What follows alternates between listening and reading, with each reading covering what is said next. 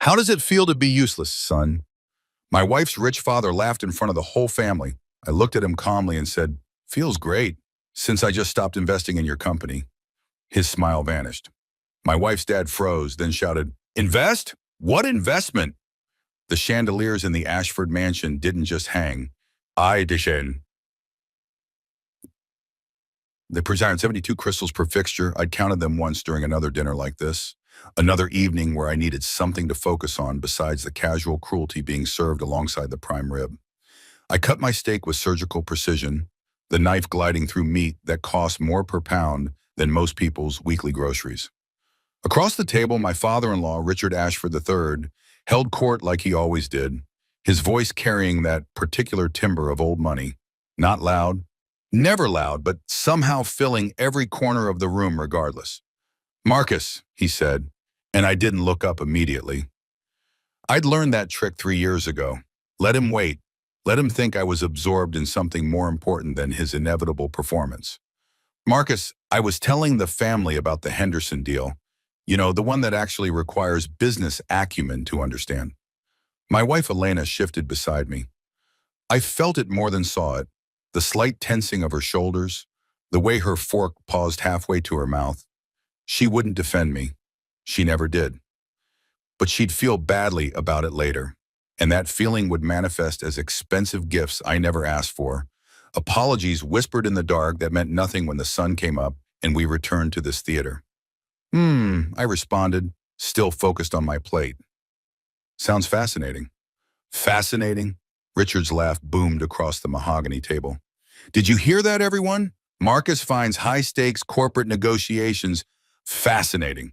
Tell me, son, what exactly do you do all day that gives you such expertise in finding things fascinating?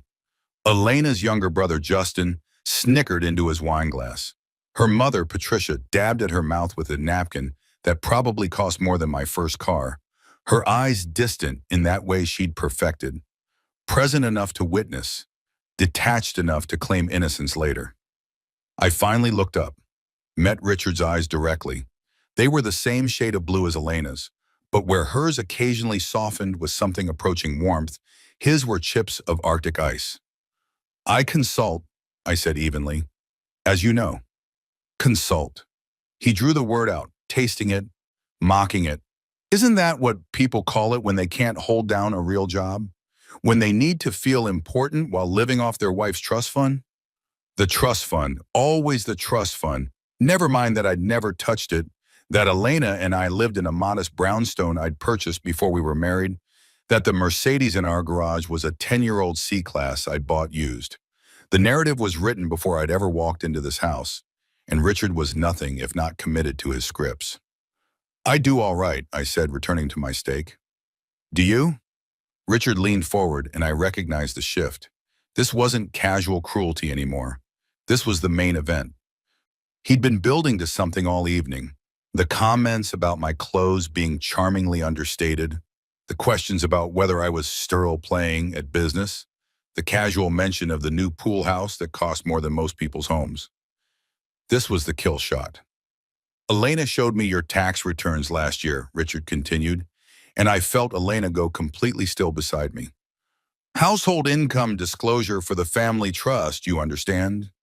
Nothing personal, but I have to say, Marcus, I was underwhelmed.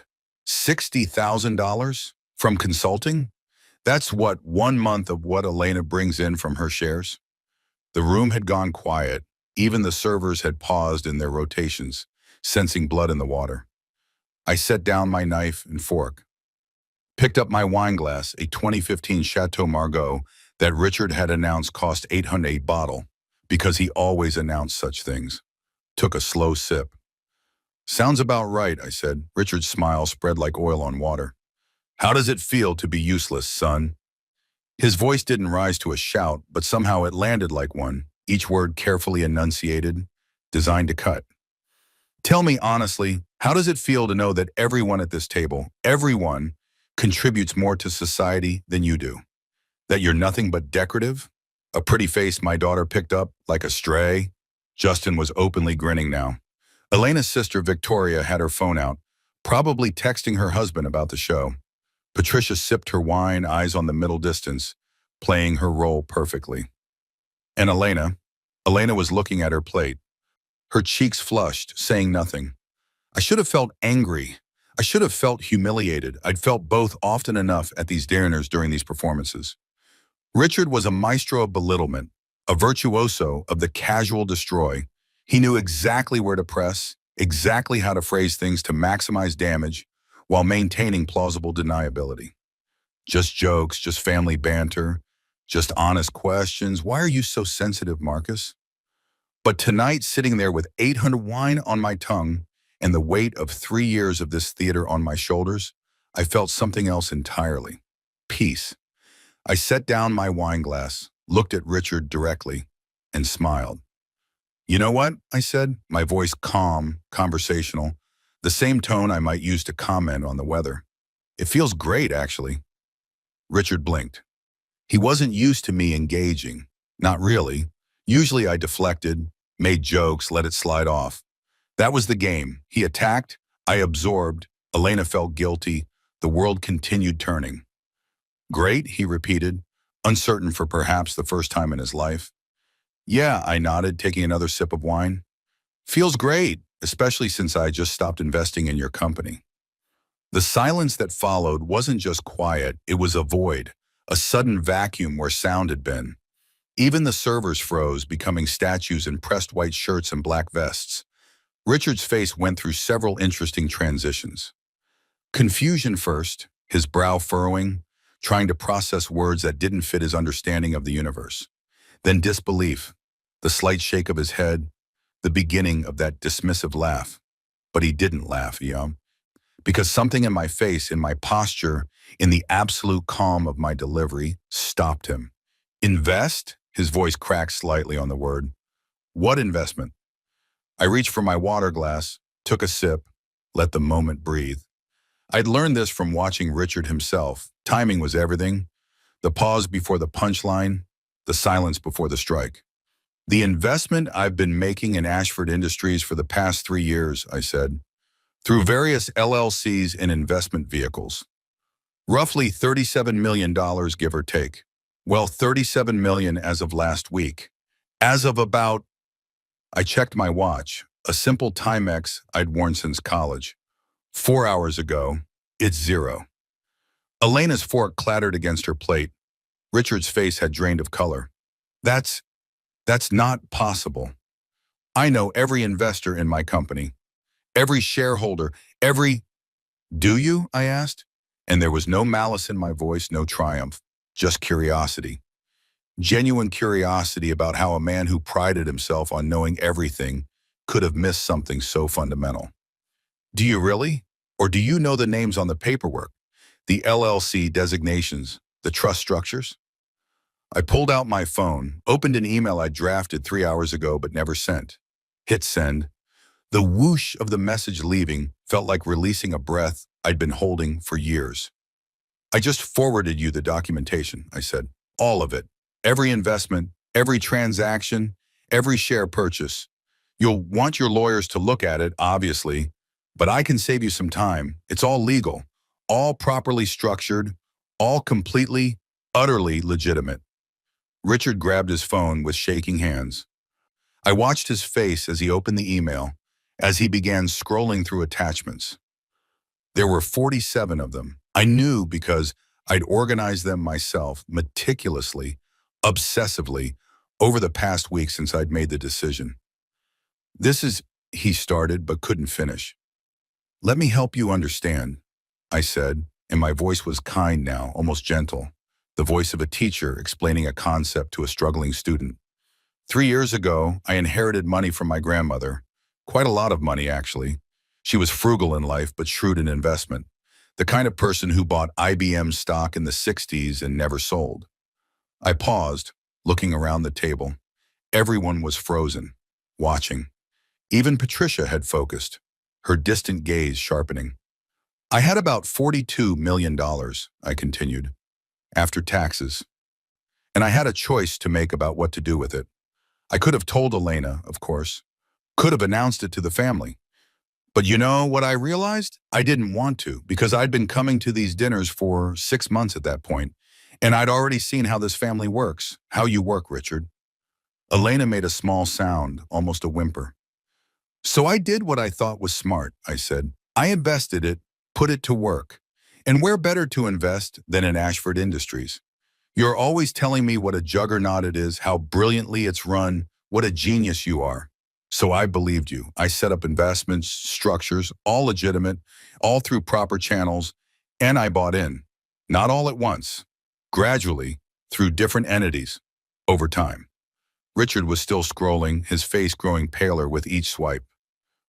37 million over 3 years, I said. That's roughly 12 million a year. A million a month, give or take. Nothing huge in the grand scheme of Ashford Industries, of course. You run a billion-dollar company, but significant enough, particularly in some of the ventures you've launched in the past 18 months. The tech division expansion?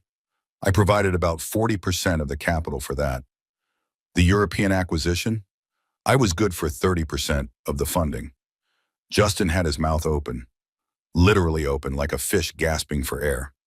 But here's the thing about investments, I continued, my voice still calm, still conversational, like we were discussing something mundane and simple. They're voluntary, and they can be withdrawn. Not instantly, of course. There are processes, procedures, legal requirements. But I started those processes 2 weeks ago, filed all the proper notices, initiated all the proper protocols. And as of today, as of 4 hours ago when the markets closed, every penny I had invested in Ashford Industries has been liquidated and transferred out. I took another sip of wine, savored it. Really, it was excellent wine. Richard might be an asshole, but he had good taste. Now, I'm not a business genius like you, Richard, I said. I'm just a consultant who brings in $60,000 a year. But even I understand what a sudden withdrawal of $37 million can do to a company's cash flow, particularly when that company has been operating under the assumption that capital would remain in place for the foreseeable future, particularly when that company has used that capital as leverage for loans, as collateral for expansion, as foundation for growth. Richard's phone slipped from his hands, clattering onto his plate, splashing into the au jus from his steak. He started, but his voice failed him. I didn't do anything illegal, I said quickly, because that needed to be clear. Everything was above board. I gave proper notice. Followed all contractual obligations. Your lawyers will confirm that. I'm not trying to destroy anything, Richard. I'm just divesting, taking my ball and going home, as they say. Elena found her voice. Marcus, why would you? I turned to her, and I felt sad suddenly, because she was asking the wrong question. Not, why didn't you tell me, or how could you keep this secret, but why would you do this to my father? Because he asked me how it felt to be useless, I said simply. And I answered honestly, it feels great, because if I'm useless, then I don't have any obligation to be useful. And my money, that's pretty useful, isn't it? I stood up, folded my napkin, placed it beside my plate. The steak was only half finished, but I wasn't hungry anymore. I'll be heading home, I announced to the table. Elena, you can stay if you want. I'm sure you have a lot to discuss with your family. But I have an early morning tomorrow. I'm meeting with a financial advisor about what to do with $37 million. Well, $39 million now after the growth. Turns out Ashford Industries was a pretty good investment, just not one I want to maintain any longer. I walked toward the door, my footsteps echoing on the marble floors. Marcus! Richard's voice cracked like a whip. You can't just... I turned back. And I let him see something I'd never let him see before. Not anger, not triumph, just exhaustion. I can, actually, I said. That's the thing about having your own money, Richard. Your own resources, your own value. I can do whatever I want with it. And what I want is to not be called useless by someone whose company I've been quietly supporting for 3 years while being mocked at every family dinner for being poor. The word hung in the air. Poor. The thing they'd called me, implied about me, used as a cudgel against me. You want to know the really funny part? I asked. And now I did smile, but it was fell more than anything else. I would have kept investing. I believed in your company, Richard. I believed in the vision, the leadership, the potential. I made money off those beliefs, good money, and I would have kept making it. Kept being a silent partner in your success. But you couldn't just let me exist quietly, could you? You had to make sure I knew my place. Had to make sure everyone knew I was the poor relation, the charity case, the dead weight. I shrugged. So now you know different, and now you deal with the consequences of that knowledge. Because that's how it works, right? Actions have consequences. That's what you're always telling me about being a man, about being an adult. I looked at Elena one last time. She was crying silently, tears streaming down her face, and I felt something crack inside my chest. I love you, I told her, because it was true. But I can't do this anymore. I can't keep being small so your family can feel big.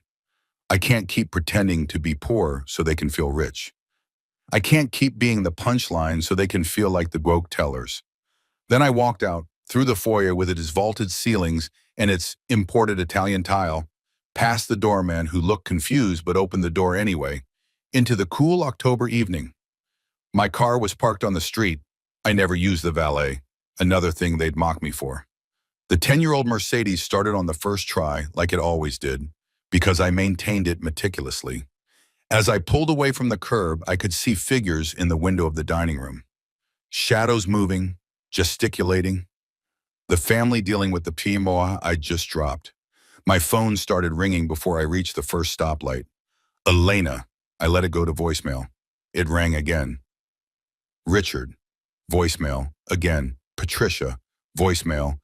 I turned off the phone entirely and drove through the darkening streets, heading toward the brownstone that was mine, paid for with my money, maintained by my labor.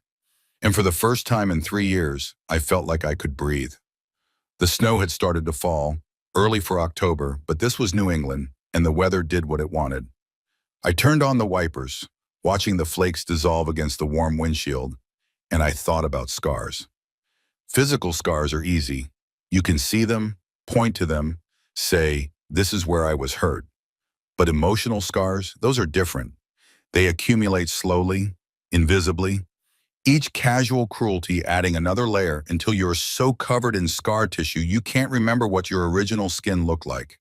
Each dinner, each comment, each laugh at my expense, each time Elena stayed silent. Scars on scars on scars, but scars, I'd learned, are just receipts, evidence of survival, proof that you endured something that tried to break you and came out the other side. I had $39 million in receipts now. The question was, what was I going to do with them?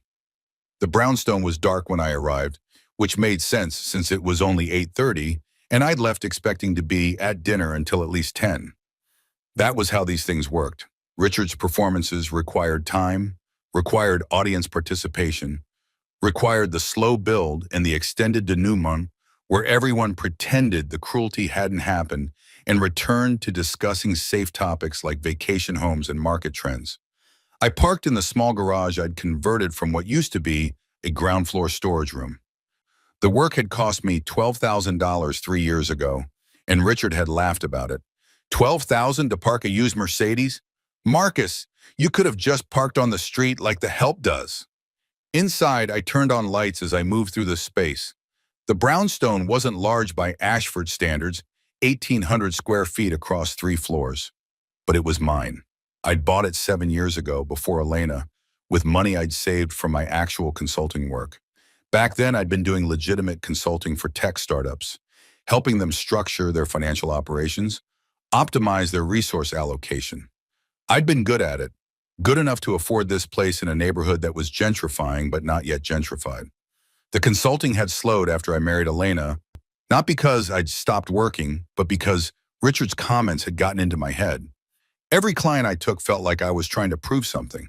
Every invoice I sent felt like I was defending my worth. Eventually, it became easier to just stop, to let them think I was useless, to become what they already believed I was. Except I wasn't. I'd never been. I loosened my tie, a Hermes that Elena had bought me, insisting I needed to look the part at family dinners, and climbed the stairs to my office on the 2nd floor. It was the smallest room in the house, barely 10 by 10, but it had good light and a door that locked. Elena never came in here. Early in our marriage, she tried once, curious about what I did all day, but I gently deflected. Boring financial stuff, I'd said. Spreadsheets and projections. Nothing interesting. She'd never asked again. I sat at my desk, an IKEA special I'd assembled myself, and turned on my computer. 47 emails already, and I'd only turned my phone off an hour ago. I didn't need to read them to know what they'd say. Elena pleading for explanations. Richard demanding I reverse course. Patricia asking if we could discuss this rationally. Justin probably sending something crude and insulting. Victoria, ever the peacemaker, suggesting family therapy. I ignored them all and opened a different folder. This one was labeled Archive Grandmother and contained scanned documents, legal papers, investment statements dating back decades. My grandmother, Ruth Chen, had been a secretary at IBM in 1962. She'd bought stock through the Employee Purchase Program, 10 shares at $77 each, which represented nearly a month's salary for her. She'd held those shares through splits and mergers, through market crashes and rallies, through 43 years until her death in 2005. Those 10 shares had become 1,600 shares worth approximately $165,000. But that was just IBM. Ruth had been meticulous, obsessive about saving and investing. She'd taken her secretary's salary and lived it on half of it, investing the rest in blue-chip stocks she researched at the library. She'd never married, never had children of her own. My father was her nephew, her sister's son, but she'd raised him after my grandmother's sister died in a car accident. When she died, she left everything to my father. And when my father died 3 years ago, suddenly, a heart attack at 59, he left everything to me, his only child. By the time it reached me, after taxes and estate settlements, the inheritance totaled $42,300,000. I'd been 32 years old, married for 6 months, and completely unprepared for that kind of money. The first thing I did was nothing. I left it in the accounts where it had landed, basic money market funds earning minimal interest, while I processed what it meant. The second thing I did was hire lawyers and accountants, the best I could find, and ask them to explain my options. The third thing I did was attend a Sunday dinner at the Ashford Mansion and listen to Richard explain to the assembled family that I was charmingly naive about finance, because I'd suggested he consider diversifying the company's manufacturing partnerships. That was when I understood what my life had become, what it would continue to be unless I changed something fundamental. I couldn't change Richard. I couldn't change the family dynamics that had been established long before I arrived. I couldn't even really change Elena. She was a product of her upbringing, and while she loved me, she loved her family more, or at least feared disappointing them more than she feared losing me. But I could change my position. I could change the power dynamic. I could make myself valuable in a way they couldn't dismiss or mock. So I invested, quietly, carefully, through structures my lawyers assured me were completely legal and appropriately complex. I created 3 separate LLCs, each with different registered agents, each with different business addresses. I used a corporate services firm in Delaware for additional privacy. I moved slowly, purchasing shares through different brokerages over months and years, never in amounts large enough to trigger disclosure requirements. And I invested in Ashford Industries specifically because Richard never shut up about it. Every dinner, every family gathering, every chance encounter became an opportunity for him to expound on his business genius. The company was his identity, his legacy, his proof of worth. So I made it my secret, my silent partnership in his pride. The irony wasn't lost on me. I was funding the platform from which he mocked me. Every successful quarter he bragged about, every expansion he crowed about, every innovation he took credit for, I'd help pay for it. My money, my grandmother's lifetime of careful investing, supporting the man who called me useless. But I'd also learned things. I'd insisted my investment managers give me detailed reports on how my capital was being used. I'd studied the company's operations, its strategies, its vulnerabilities. I'd attended shareholder meetings via proxy, reading every document, analyzing every decision. I knew Ashford Industries better than Richard thought anyone outside the C-suite possibly could, and I knew exactly what my withdrawal would do. My phone buzzed with an incoming call despite being turned off. Elena must have texted from someone else's phone. I glanced at the screen. Please call me. Please, we need to talk about this. I set the phone face down and returned to my computer. The thing about revenge, if that's what this was, though I wasn't entirely sure, is that it's only satisfying if you understand exactly what you're doing. Random acts of retaliation are just chaos, but calculated consequences? Those have weight. Those mean something. I opened a spreadsheet I'd been maintaining for 2 weeks since I'd made the decision to divest. It showed Ashford Industries' cash flow, mapped against their debt obligations, with my investment highlighted in red. The company wasn't in danger. I wanted to be clear about that, even just to myself. Richard had built something genuinely successful, genuinely valuable. My $37 million was significant but not catastrophic to remove. However, the European acquisition Richard had announced at last month's dinner, the one he described as the crowning achievement of my career, had been financed partially through a loan package that used projected cash flow as collateral. Projected cash flow that assumed my invested capital would remain in place. The tech division expansion, Richard's bold move into the future, was operating on a tight margin, with profitability expected in 18 months. It had been funded by a combination of loans and investor capital, of which I'd provided 40%. Neither of these ventures was in immediate danger from my withdrawal, but both would need to be restructured. New capital would need to be found, loan terms would need to be renegotiated, board meetings would need to be held, questions would need to be answered. Chief among them, who was the investor who withdrew, and why? That information was in the documents I'd sent Richard. He knew now, but did he understand? Did he grasp that the useless son-in-law he'd been mocking had been functionally one of his largest individual investors for 3 years? My phone buzzed again. Different number this time. I picked it up, saw Dad on the screen, Elena's name for Richard in her contacts, because apparently she'd grabbed his phone. I answered, put it on speaker, said nothing.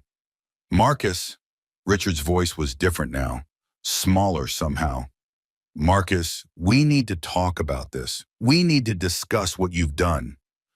What I've done, I repeated slowly, is divest from a company whose CEO makes me feel like shit every time I see him. That seems pretty reasonable to me. You can't, he started, then caught himself. Started again, his tone more measured. This isn't just about me, you understand that, right?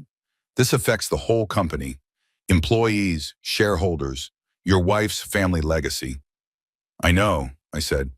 I read the impact reports before I initiated the withdrawal. I know exactly what it affects. Silence on the other end. Then, impact reports? Richard, did you think I just randomly pulled my money out? I spent 2 weeks analyzing the consequences. I know precisely what happens next. The loan covenants you'll need to renegotiate. The capital raises you'll need to initiate. The board presentations you'll need to make. I know all of it. Then why? Because you asked me how it felt to be useless, I interrupted. And I realized something in that moment. I realized that I'd spent 3 years trying to be useful to you, to your company, to your family in a way that let me keep my dignity. I invested my inheritance in your success while you shit on me at every opportunity. And I did it because I loved your daughter and I thought maybe, eventually you'd see me as something other than a parasite. I took a breath. But you never did. You never will. Because that's not how you work. You need someone to be beneath you, someone to mock, someone to make yourself feel superior by comparison. And I was convenient. The poor consultant who married up, the dead weight, the charity case. Marcus, I never... You did, I said flatly.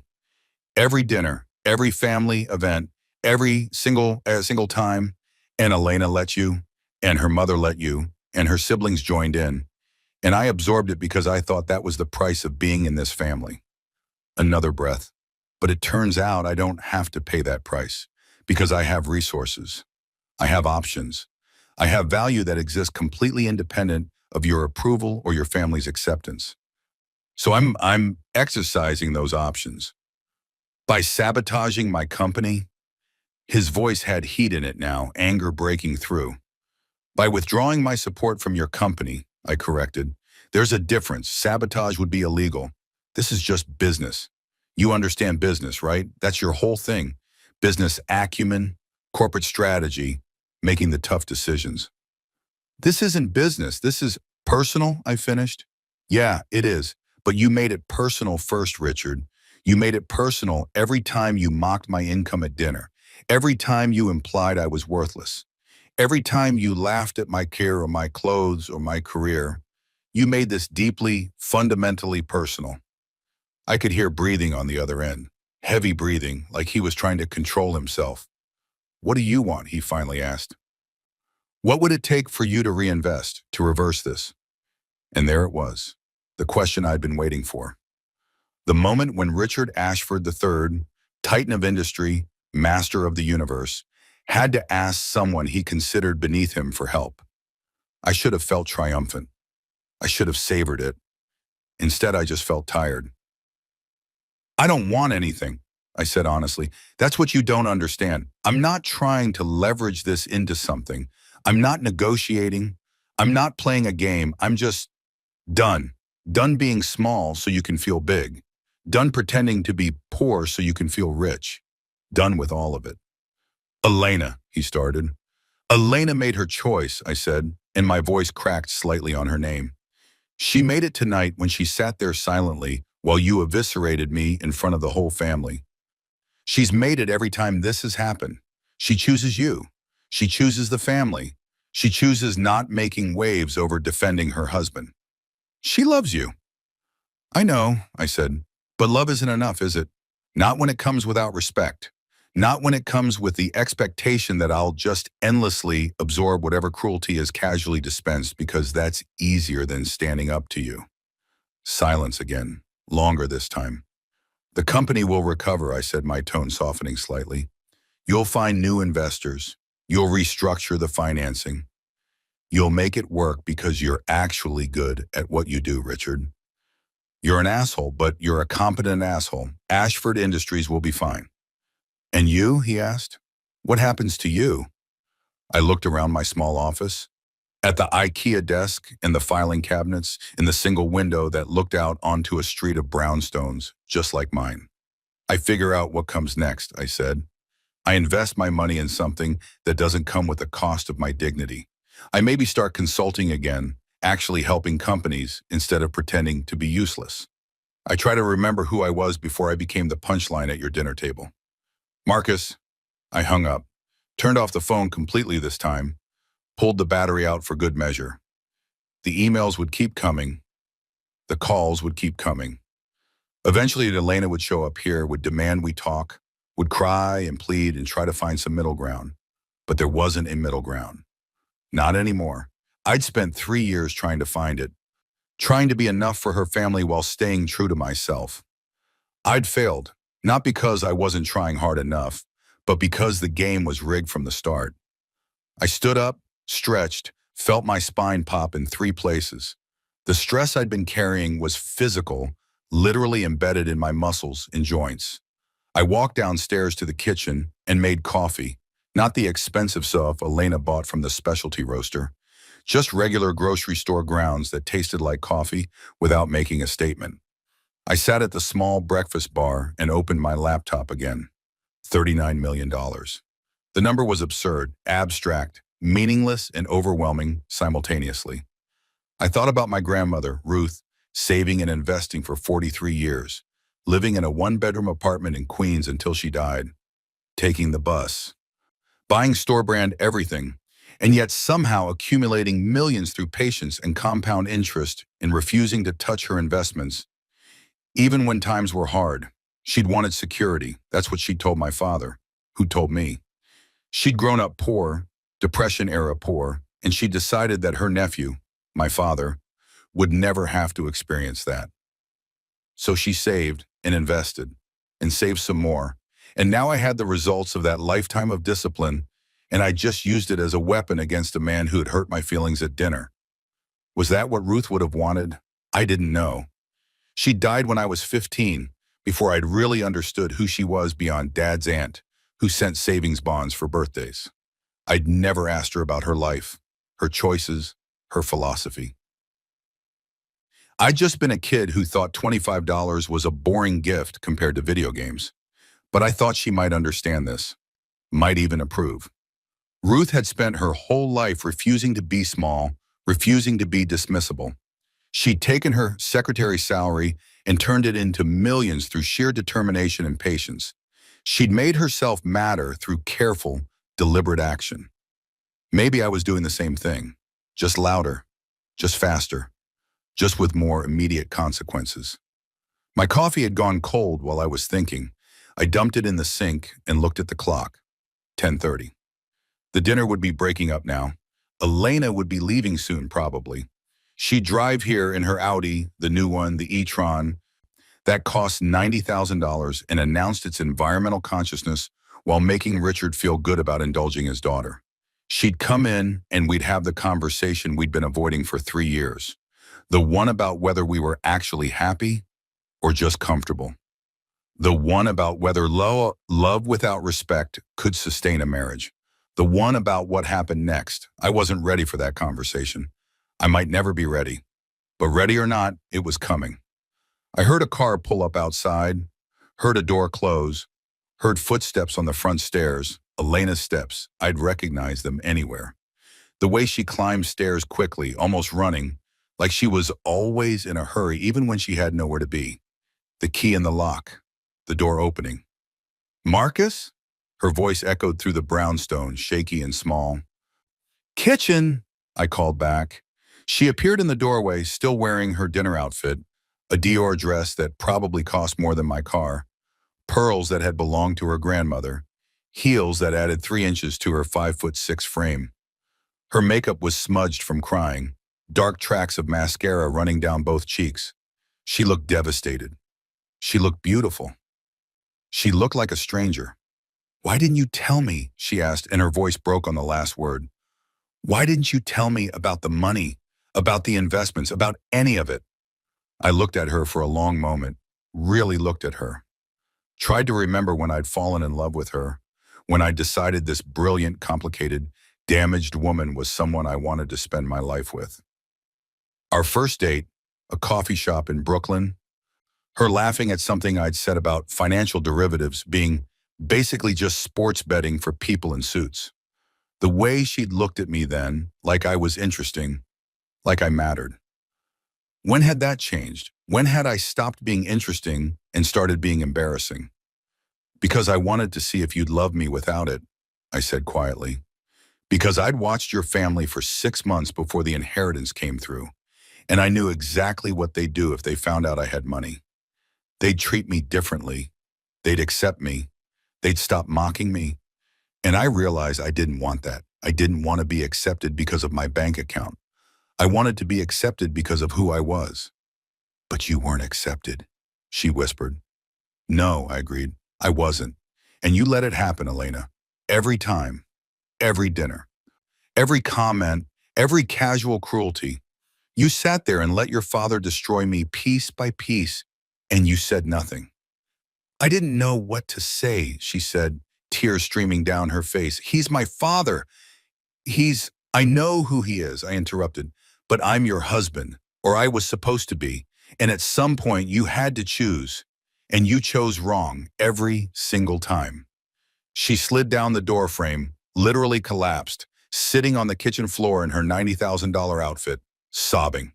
And I sat there at the breakfast bar, drinking cold coffee, watching the woman I'd loved fall apart, and feeling nothing but tired. I didn't sleep that night, neither did Elena. We moved around the brownstone like ghosts, occupying different floors, avoiding each other with the practiced precision of people who'd been slowly separating for years without admitting it. Around 3 in the morning, I heard her on the phone in the bedroom.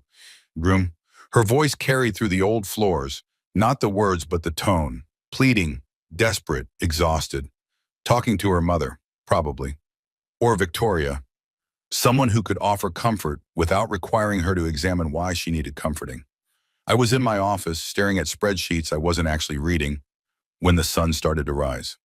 October sunrise in Boston, cold and pale, light without warmth. Through my window, I could see the street waking up, the runner who passed by every morning at 6:15, the old man walking his dog, the young professional getting into her sensible Honda, heading to whatever job paid for her rent in this neighborhood that was getting more expensive every year. Normal people living normal lives. People who probably had complicated families too, who probably dealt with their own versions of cruelty and compromise. But their family dinners probably didn't involve crystal chandeliers and $800 wine. Their fathers-in-law probably didn't run billion-dollar companies. Their problems were probably more honest somehow. My phone was still in pieces on my desk, battery removed, SIM card separate, an act of technological surgery that felt melodramatic in retrospect. I reassembled it slowly, like a soldier cleaning a weapon, each component clicking into place with mechanical certainty. 43 missed calls, 67 text messages, 28 emails just from Elena's family, not counting the business-related correspondence from Ashford Industries lawyers and accountants. I scrolled through the texts without opening them, reading the preview snippets. Elena, please talk to me. Elena, I don't understand why you... Elena, can we please just... Richard, call me immediately. Richard, this is completely unacceptable. Richard, you have no idea what you've... Patricia, Marcus, dear, I'm sure we can discuss this. Justin, dude, what the actual fuck? Victoria, can we meet for coffee? Just the two of us? And one from a number I didn't recognize. Mr. Chen, this is David Brewster from Ashford Industries Legal Counsel. We need to schedule a meeting at your earliest convenience. I deleted none of them. I also responded to none of them.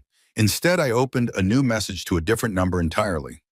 My own lawyer, Sarah Chen, no relation despite the shared surname, Sarah had handled the investment structures, the LLC formations, the withdrawal processes. She was expensive, brilliant, and completely unimpressed by wealth or status. Morning meeting, and I typed, need to discuss next steps. Her response came in less than a minute. 8 a.m. my office. Bring coffee, good coffee, not that swill from downstairs. I smiled despite everything. Sarah was probably the only person in my life who treated me exactly the same, whether I had $40 million or 40 cents. I showered in the second-floor bathroom. The brownstone had 3, which seemed excessive for 2 people, but had become necessary as Elena and I had slowly, inexorably, begun living separate lives under the same roof.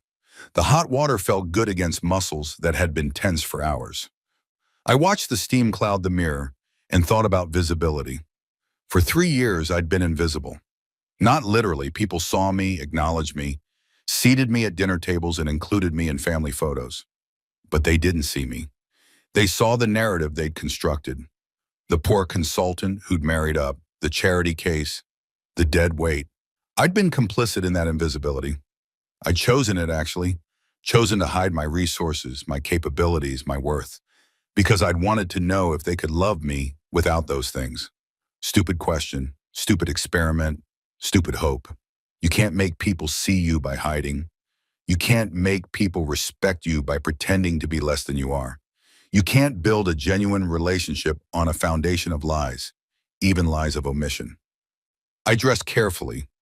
Jeans, expensive ones Elena had bought me, dark and well-fitted. A button-down shirt, Brooks Brothers, my own purchase from before the marriage. The Timex watch I'd worn since college. I looked at myself in the mirror and tried to see what they saw. Who was I without the narrative they'd written? Without the role I'd accepted? I was Marcus Chen, 35 years old, MIT graduate, economics and mathematics, former financial consultant, actually quite good at it, inheritor of $42 million, now $39 million after investment growth and withdrawal. Husband to Elena Ashford, though for how much longer was an open question. And I was tired. So profoundly tired of pretending, of absorbing, of being small. I found Elena in the kitchen, still wearing her dress from last night, but with the makeup scrubbed off and her hair pulled back in a messy ponytail. She'd made coffee, real coffee, from the expensive beans, and was staring at a cup she hadn't drunk from. I'm meeting my lawyer at 8, I said, not sitting down. staying in the doorway. She looked up. Her eyes were red-rimmed, exhausted. To discuss what? How to destroy my family? To discuss how to protect myself legally, I corrected, from what's coming next. What's coming next? She repeated. Marcus, what does that mean? I leaned against the doorframe. It means your father is going to try to retaliate. He's probably already talking to his lawyers about how to force me to reinvest, how to sue me for damages, how to make this so painful that I cave. That text from David Brewster? That's the opening move. They're going to claim I violated some obscure clause in some investment agreement.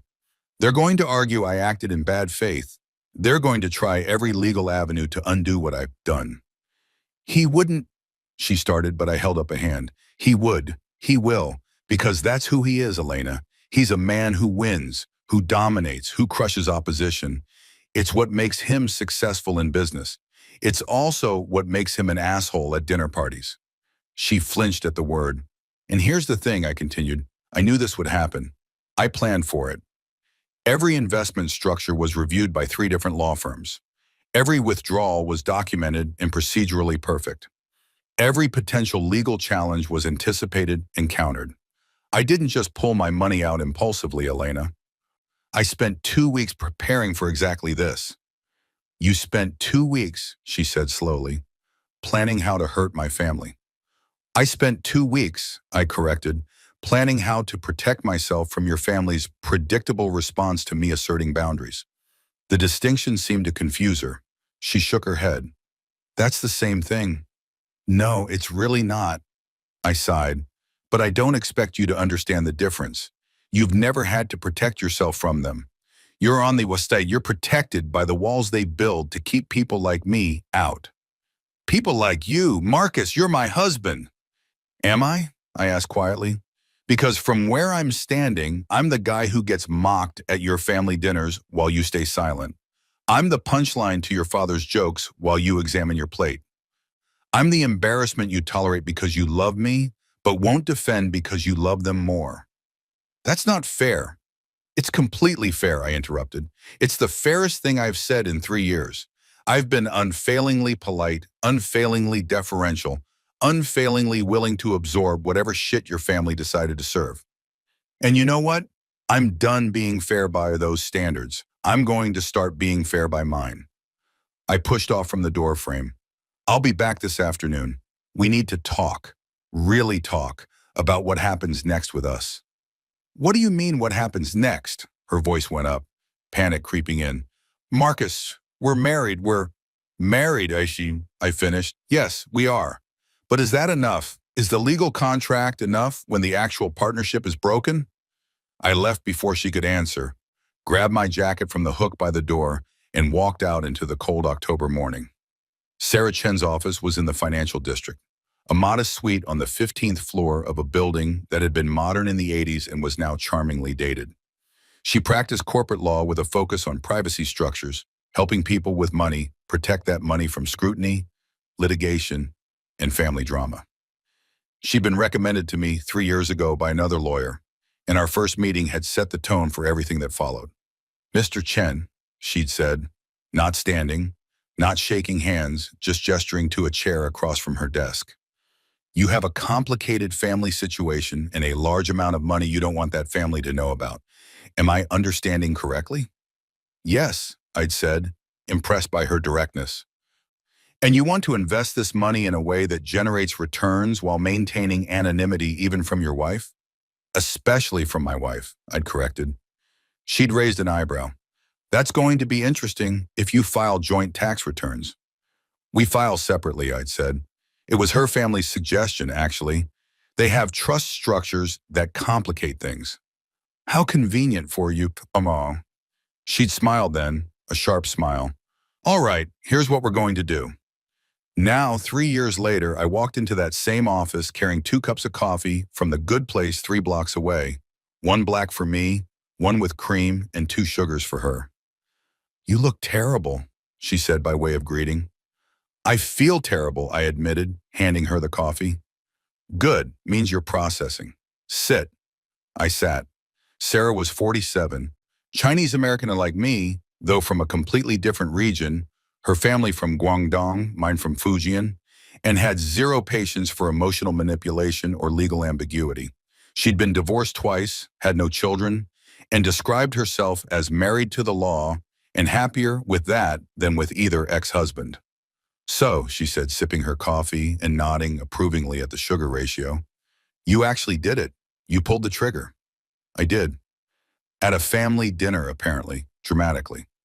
How did you— David Brewster called me at 11 last night, she interrupted. Woke me up. Started threatening legal action.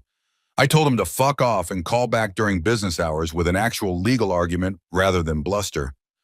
Then I billed him for the call. Despite everything, I laughed. You billed Ashford Industries for their lawyer calling you to threaten me. 15-minute minimum, $300 per. She shrugged. He called me. That's a consultation. I charge for consultations. What did he actually say beyond the bluster? She set down her coffee and pulled out a legal pad covered in her precise handwriting. They're exploring several avenues. First, they want to claim you violated fiduciary duty as a shareholder. It won't work. You had no fiduciary duty. You weren't on the board. You weren't an officer. But they'll try it anyway. Second, they're looking at whether you signed any agreements that might have restricted your ability to withdraw capital. Did you? No, I was careful about that. Every investment was structured to allow withdrawal with proper notice, which I gave. I know. I drafted most of them. She made a note. Third, they're going to try to claim you acted in bad faith, that your investments were made with intent to manipulate, or that your withdrawal was designed to cause harm. That's going to be their main argument. Can they make that stick? Probably not. Your investment timeline is too long, too consistent. You weren't pumping and dumping. You weren't manipulating.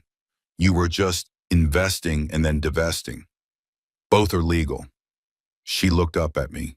But here's the thing, Marcus. They don't need to win. They just need to make this expensive and painful enough that you agree to some kind of settlement. What kind of settlement? Reinvestment, most likely. They'll offer you better terms, a seat on the board maybe, something that makes you feel important while getting their capital back. I don't want better terms. I know, but do you want a 2-year legal battle that costs you millions in legal fees and occupies your entire life? I thought about that, took a long drink of coffee. What would you do? Sarah laughed, a short bark. Me, I'd take the fight. I'd enjoy the fight. I'd bill hourly and sleep like a baby knowing I was bankrupting assholes. But I'm a lawyer, Marcus. I'm professionally obligated to love this stuff. You're just a guy who wanted to be treated with basic respect. So you think I should settle? I think you should consider what you actually want from this. She leaned forward. Do you want revenge? Because if so, what you've already done is pretty good revenge. Richard Ashford is scrambling, right now, dealing with board questions and investor concerns and the humiliation of being outplayed by someone he considered insignificant. You've already won that fight. But if what you want is permanent separation from that family, from that toxicity, then settlement is a trap. They'll structure it so you're permanently entangled.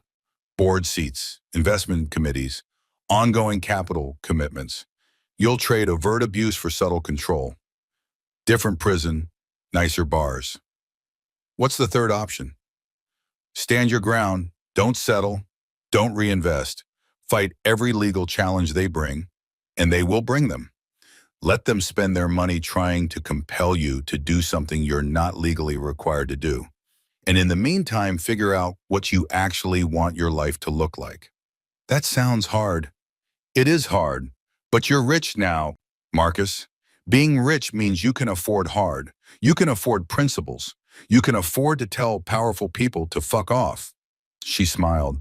It's one of the few genuine benefits of wealth. And Elena? Sarah's smile faded. That's not my expertise. I handle corporate structures, not marriage counseling. But off the record, as someone who's been divorced twice and wishes she'd done it earlier both times, you can't fix a relationship where you're not respected. Love isn't enough. Attraction isn't enough. Shared history isn't enough. You need respect, mutual respect. And from what you've told me, from what I've observed, Elena doesn't respect you. She loves you maybe, but she doesn't respect you. The words landed like stones, heavy, undeniable. How do you know? I asked. Because if she respected you, she would have said something. Anything. At any of those dinners, one word in your defense would have changed everything. But she didn't. She never did. And that tells you everything you need to know about who she is and what she values. I finished my coffee, stood up, walked to the window and looked down at the street below. Monday morning, people rushing to work, living their lives, carrying their own complications. I need to know something, I said without turning around. Did I do this for the right reasons? Or am I just an asshole with money throwing a tantrum? Can it be both? Sarah asked. Can't you be justified in your anger and still be acting from wounded pride? Can't you be right about how you were treated and still be choosing the nuclear option when smaller interventions might have worked? I don't know if smaller interventions would have worked. Neither do I. But you didn't try them. You went from swallowing abuse to financial warfare with no intermediate steps. That's your right, Marcus. It's your money, your choice. But it is a choice, and choices have consequences. I turned back to face her. What do I do now? Right now, today? She stood, came around her desk. You go home, you have an honest conversation with your wife. You decide whether your marriage is something you want to save or something you want to survive. And then you call me and tell me how hard you want me to fight. And if they try to force a meeting, if Brewster keeps calling, I'll handle Brewster. That's what you pay me for. Nobody talks to you except through me. You're not obligated to meet with anyone, explain anything, or justify your decisions. You gave proper notice. You followed all procedures. You're done. It doesn't feel done. It won't, not for a while. She walked me to the door. But Marcus, what you did last night, standing up for yourself, that took courage. Don't let them make you feel guilty for finally having boundaries. I left her office feeling somehow lighter and heavier simultaneously. Lighter because someone understood, someone validated what I'd done. Heavier because the reality of what came next was starting to sink in. My phone rang as I was walking to my car. Elena, I answered. Where are you? She asked, her voice strained. Leaving my lawyer's office? I'm coming home. Don't come home yet. I stopped walking. Why not? Because my father is here, and my mother, and Victoria. They want to talk to you. They say they won't leave until you come home and discuss this like adults. Of course they were there. Of course they had occupied my space, invaded my home, set up their ambush on my territory. Tell them I'll be there in an hour, I said. Marcus, 1 hour, and Elena, this conversation happens in my office, my space, my rules, or it doesn't happen at all. I hung up before she could argue. The drive back to the brownstone took 30 minutes through morning traffic. I used the time to think, to prepare, to decide what I actually wanted from the confrontation that was coming. Sarah was right. I'd gone nuclear without trying smaller interventions. But would smaller interventions have worked?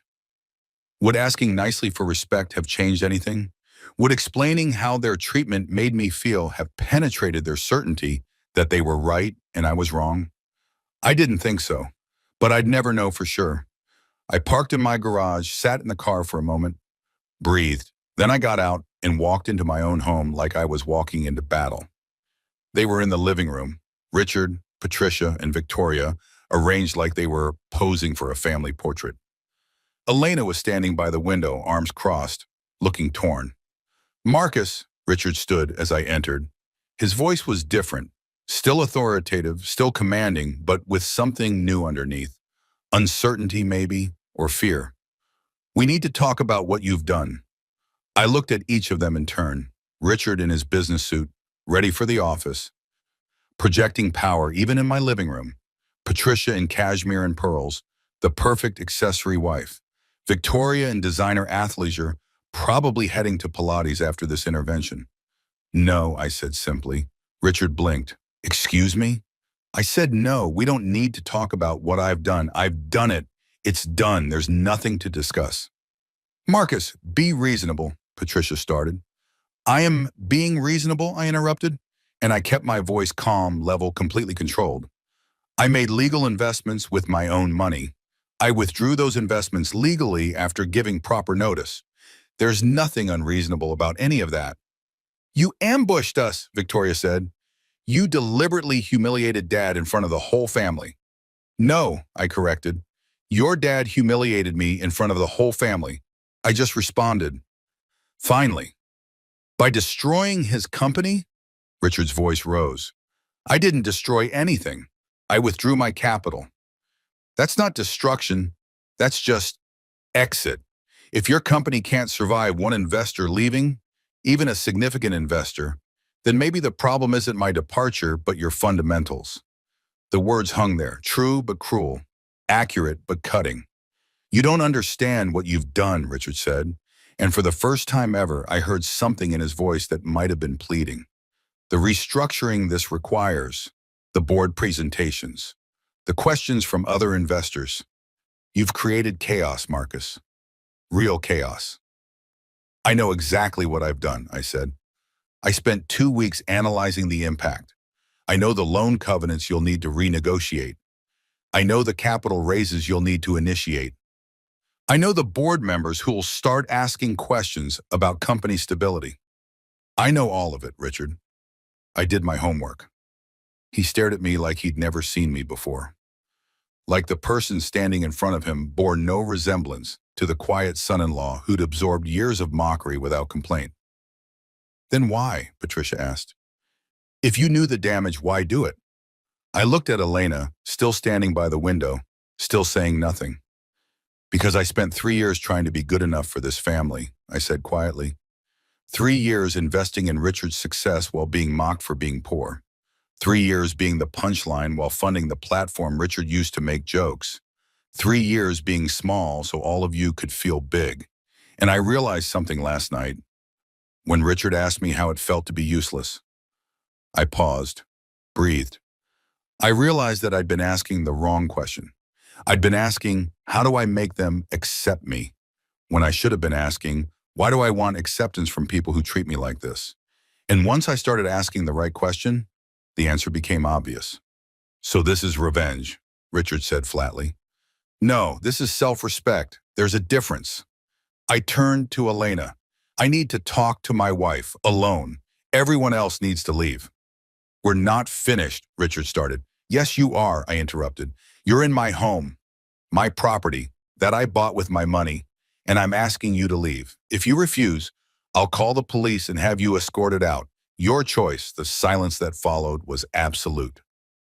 Nobody had ever told Richard Ashford III to leave anywhere. Nobody had ever threatened him with police. Nobody had ever treated him like anything other than the most important person in any room. Until now, Patricia stood first. Come on, Richard. Victoria, let's go. Mom, Victoria started. Now, Patricia said firmly.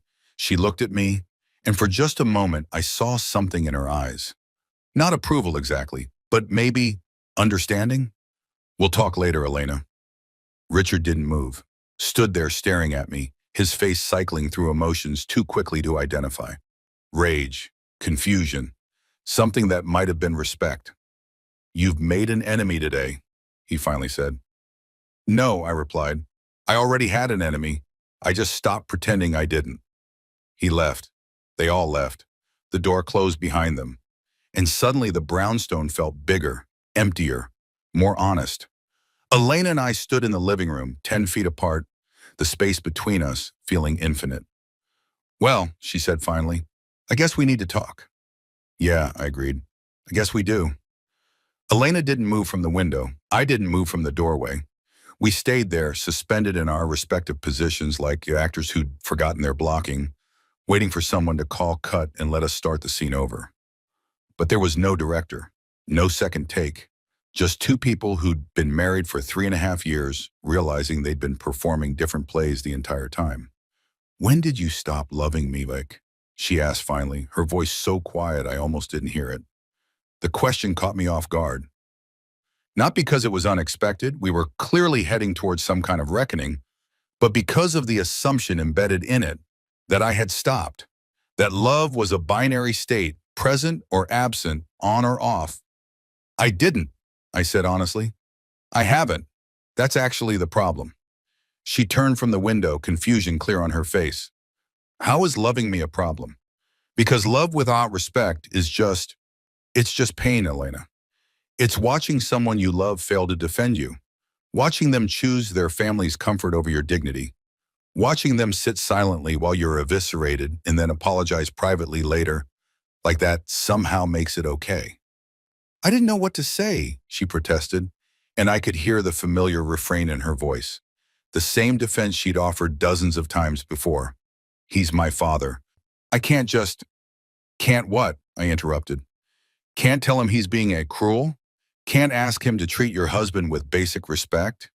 Can't stand up for someone you supposedly love? It's more complicated than that. It's really not.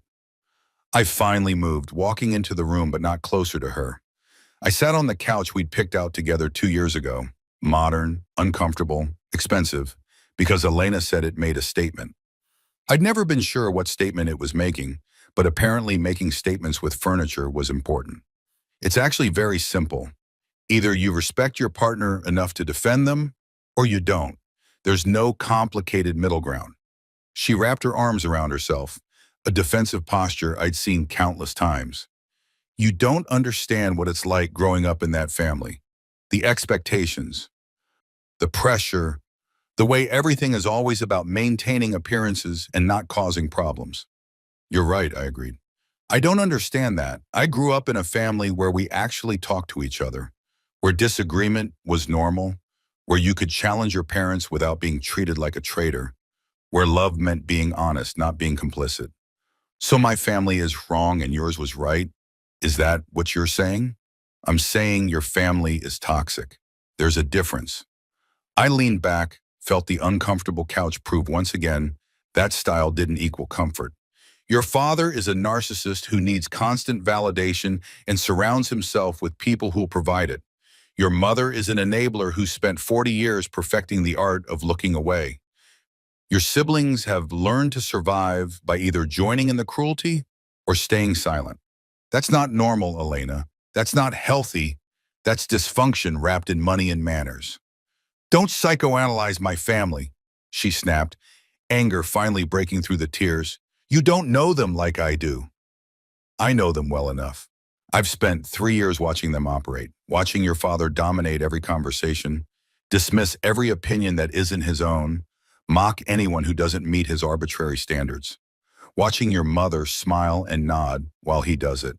Watching Justin learn to be cruel because cruelty is rewarded in your family.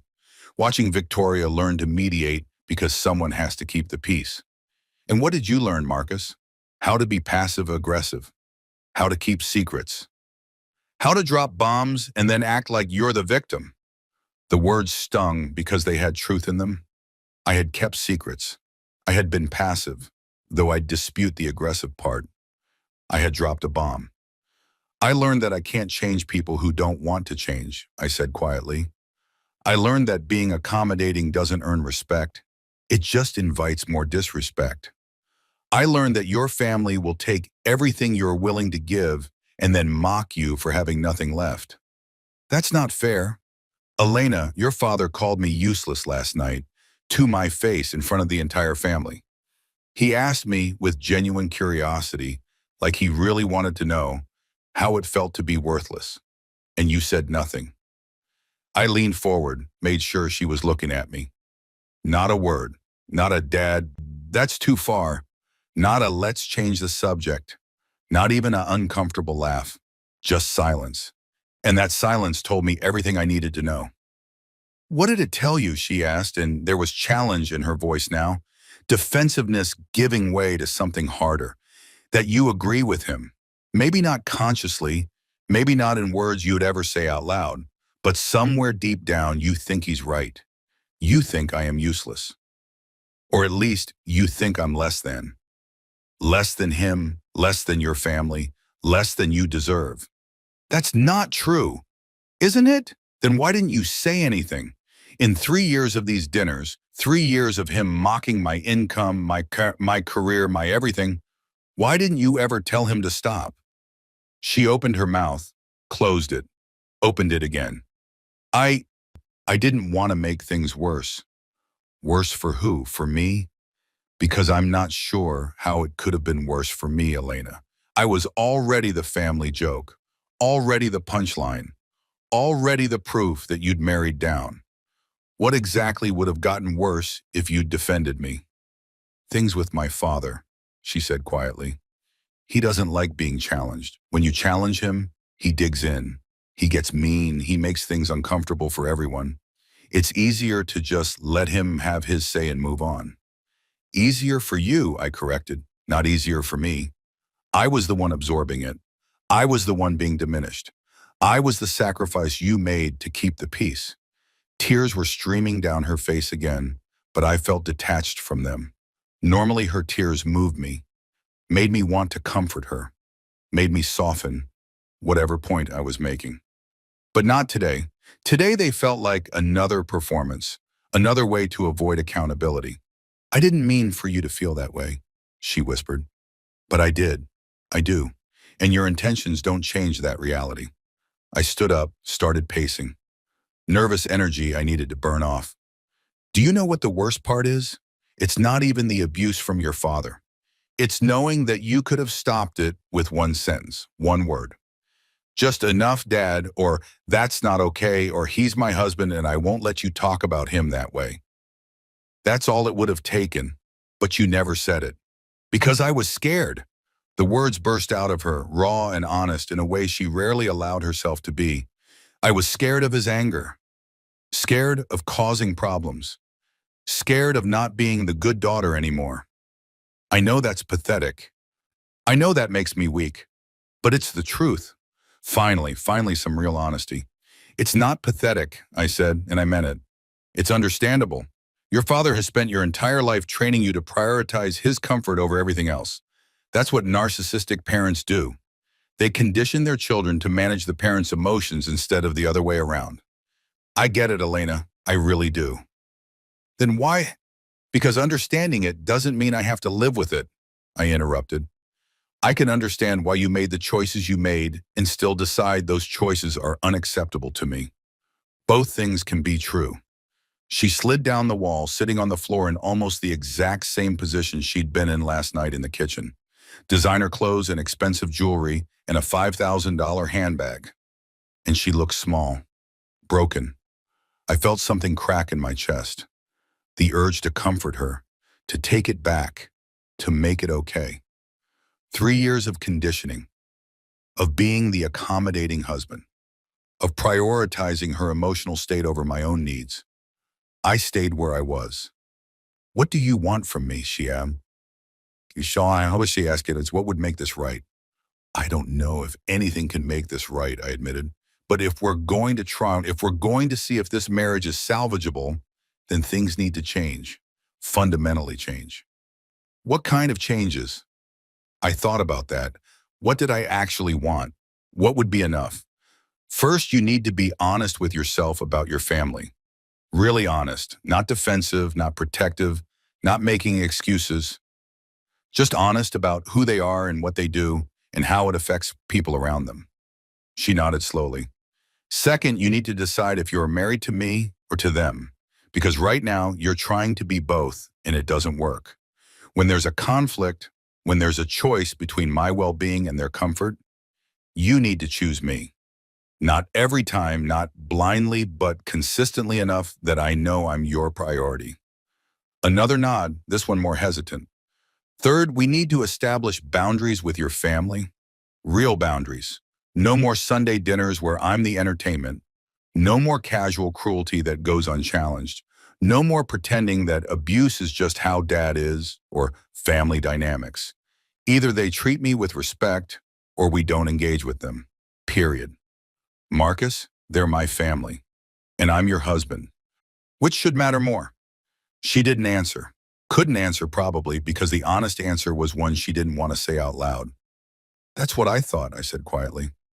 We sat in silence for a long time, her on the floor by the window, me standing in the middle of the room. The distance between us felt oceanic. Can I ask you something? Elena finally said. Sure. The money, the inheritance, why did you really hide it from me? I considered lying, considered giving her a softer answer, something about wanting to be loved for myself or testing our relationship or some other romantic nonsense. But we were past that now, past pretending. Because I'd already seen how your family treated people without money, I said. I'd watched them dismiss servers, mock people in service roles, make casual comments about those kinds of neighborhoods and those kinds of people. I'd seen the way they sized everyone up financially within minutes of meeting them, the way they used wealth as a measurement of worth. I paused. And I'd seen how they treated me when they thought I was poor. The condescension, the pity, the barely concealed disdain. And I thought, what happens if they know I have money? Do they suddenly respect me? Do they suddenly treat me differently? And if they do, what does that say about them? What does that say about you?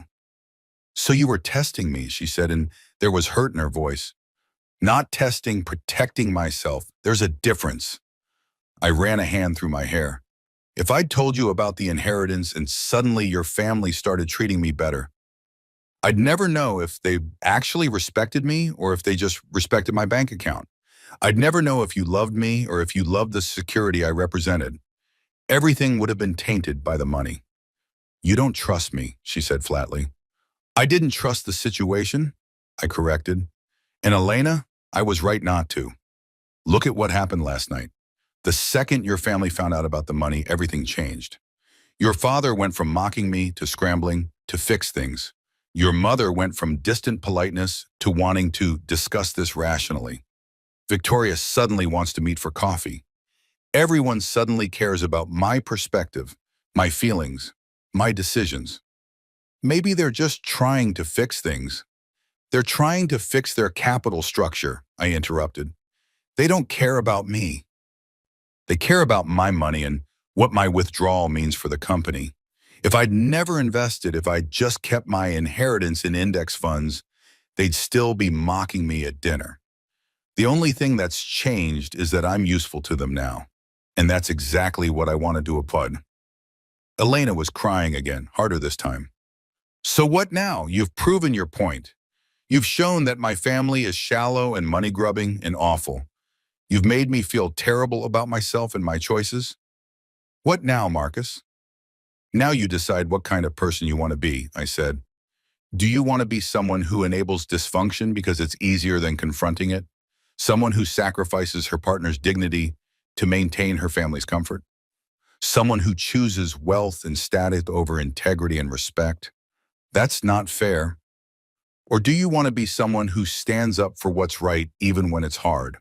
Someone who protects the people she loves even from her own family? Someone who builds her own identity instead of just accepting the one she was born into? I walked over to where she sat, crouched down so we were eye level.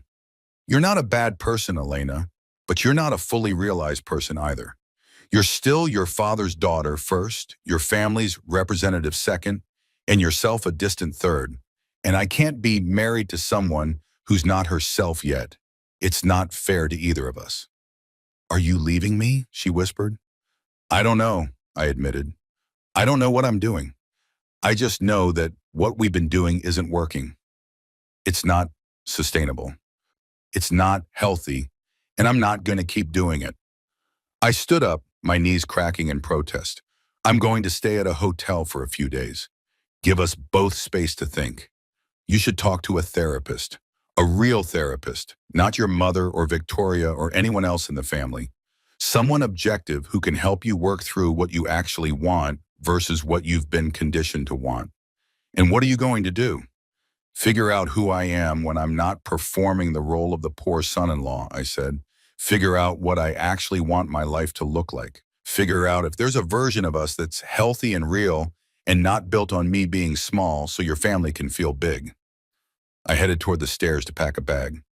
Marcus, she called after me. I stopped, turned. I do love you, she said. I know you don't believe me right now, but I do. I really do. I believe you, I said, and I meant it. But Elena, love isn't enough. It never was. The hotel I chose was deliberately modest, a courtyard Marriott near the airport, the kind of place business travelers use for overnight stays between flights. Nothing fancy, nothing that made a statement, just clean rooms and reliable Wi-Fi, and the blessed anonymity of a place where nobody knew me or my story.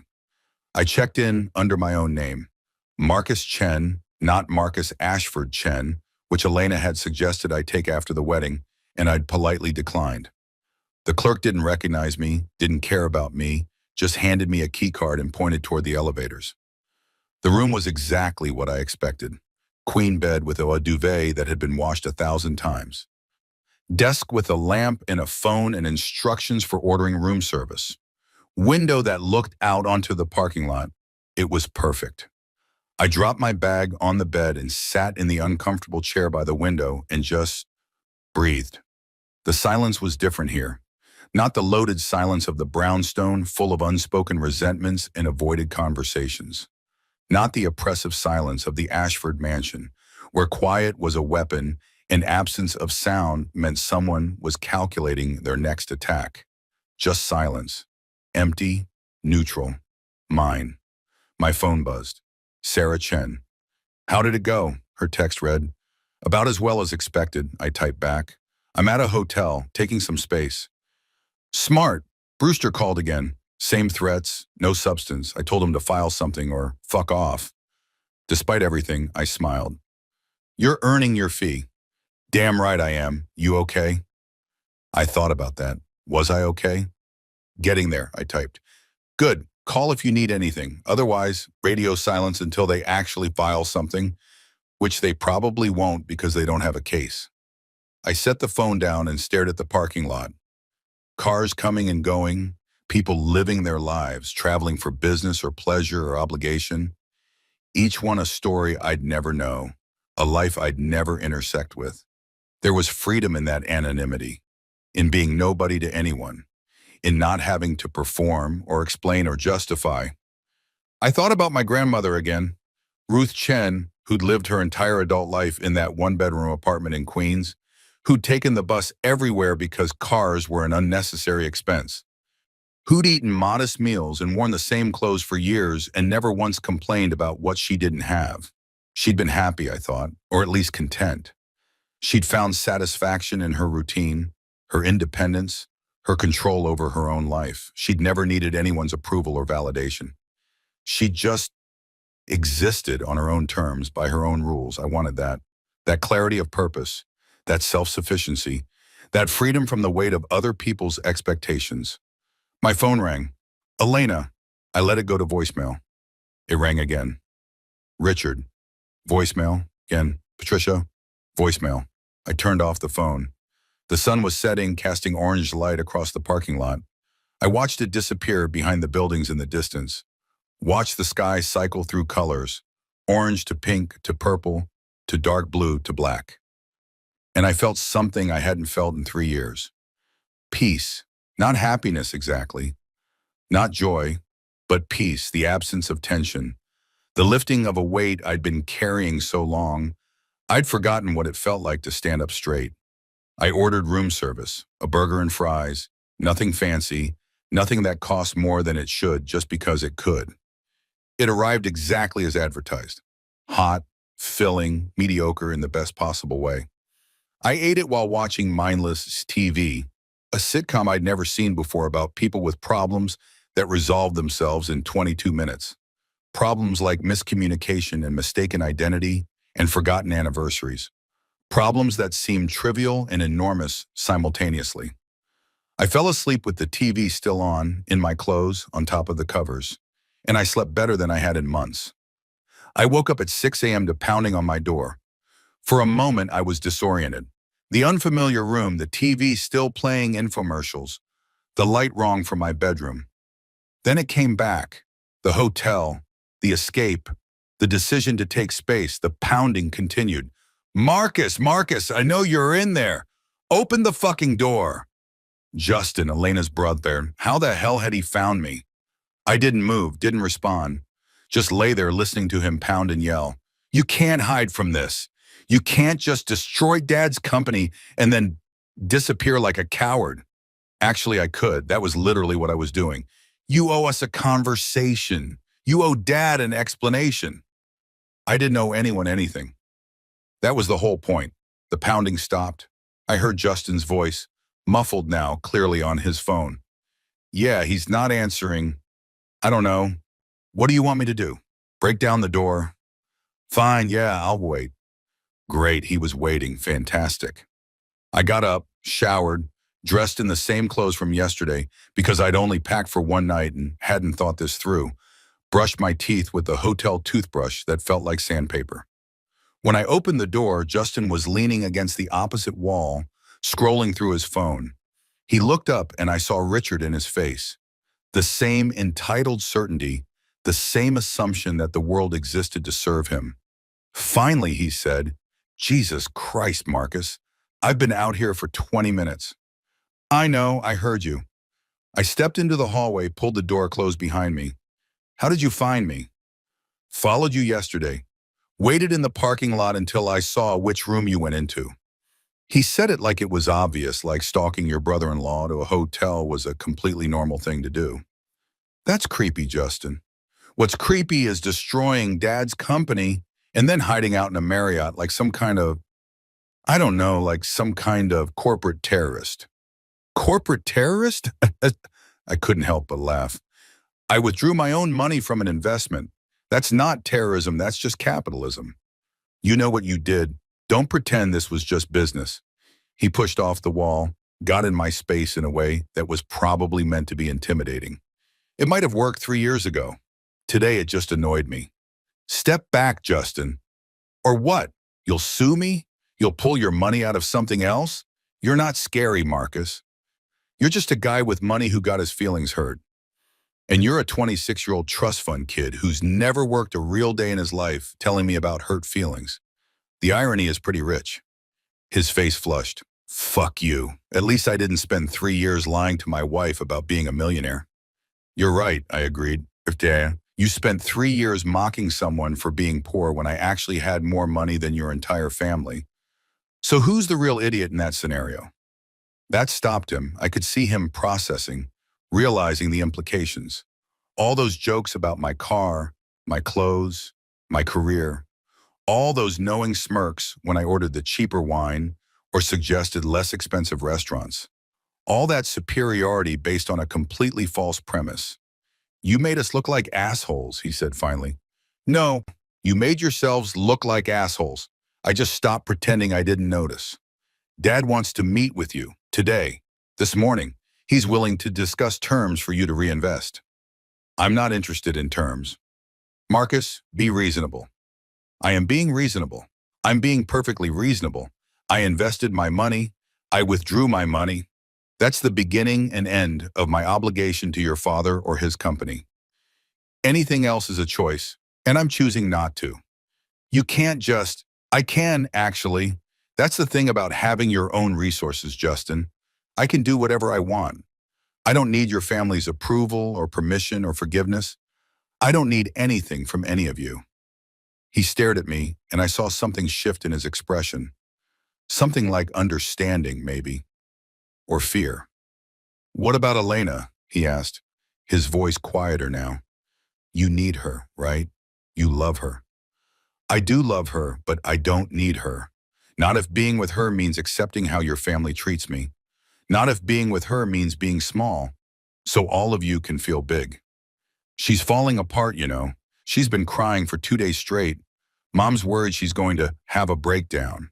The words were meant to make me feel guilty, to activate my protective instincts, my desire to fix things, my conditioning to prioritize Elena's emotional state over my own boundaries.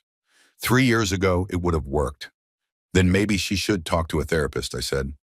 I suggested that yesterday, someone objective who can help her work through what she's feeling. You're just going to let her suffer?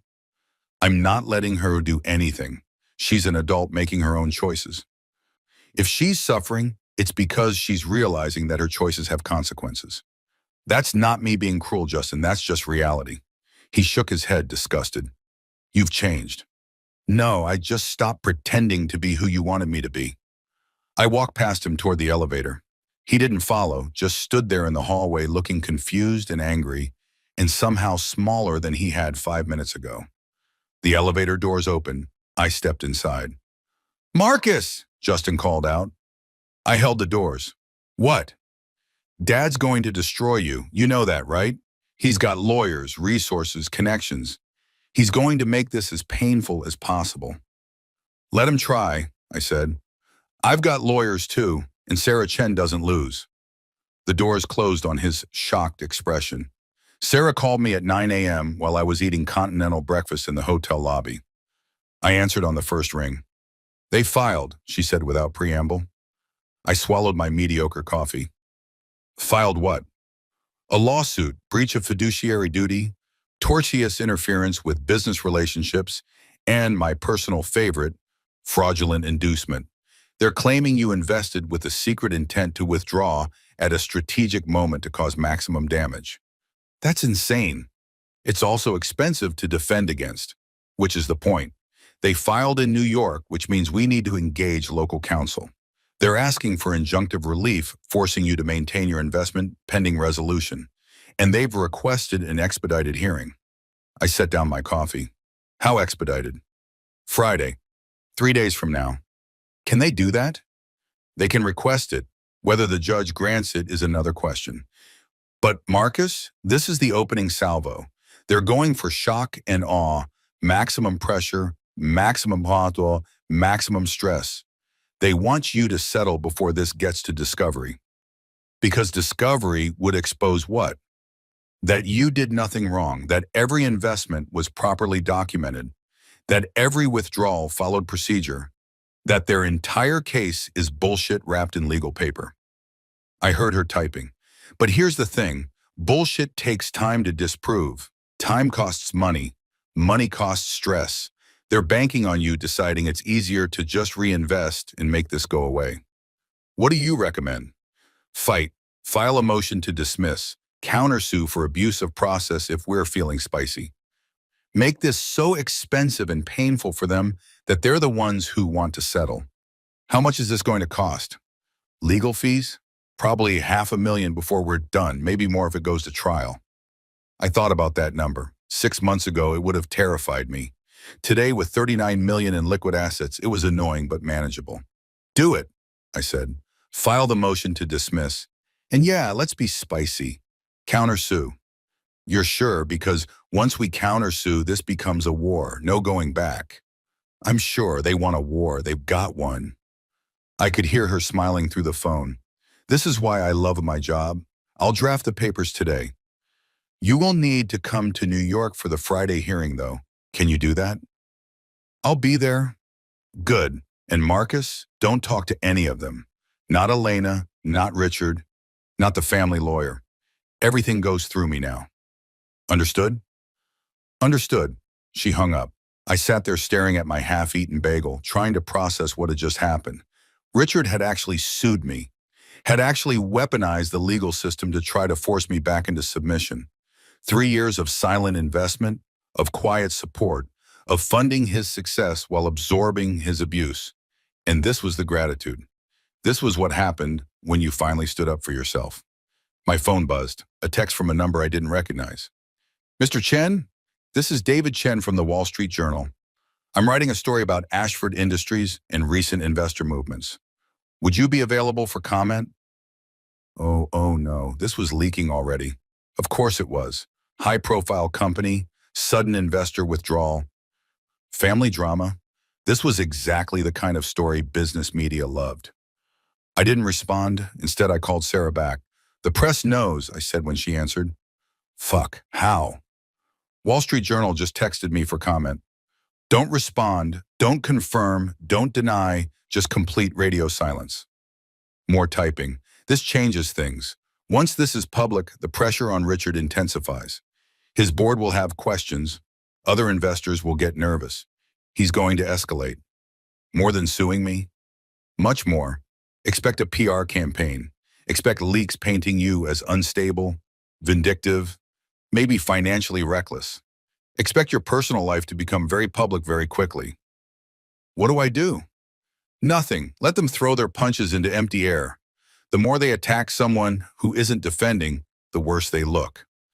We save everything for court where it matters. Sarah, I'm not built for this.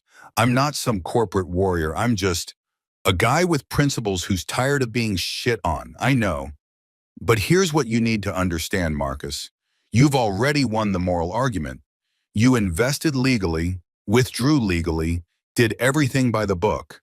The only question now is whether you have the stomach to endure the process of proving it.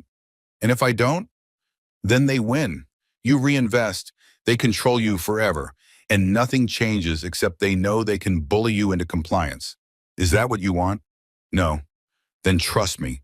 Let me do my job and stay away from your phone for the next few days. She hung up again. I sat in the hotel lobby watching business travelers come and go, everyone moving with purpose toward destinations I couldn't guess. Normal people with normal problems. I missed being normal. The Wall Street Journal article dropped at 2 p.m. I didn't read it. Sarah had been clear about avoiding media, but I got 17 texts from various people within 10 minutes of publication, so I knew it was out there. The only one I read was from an old college friend, Jake, who I hadn't talked to in months.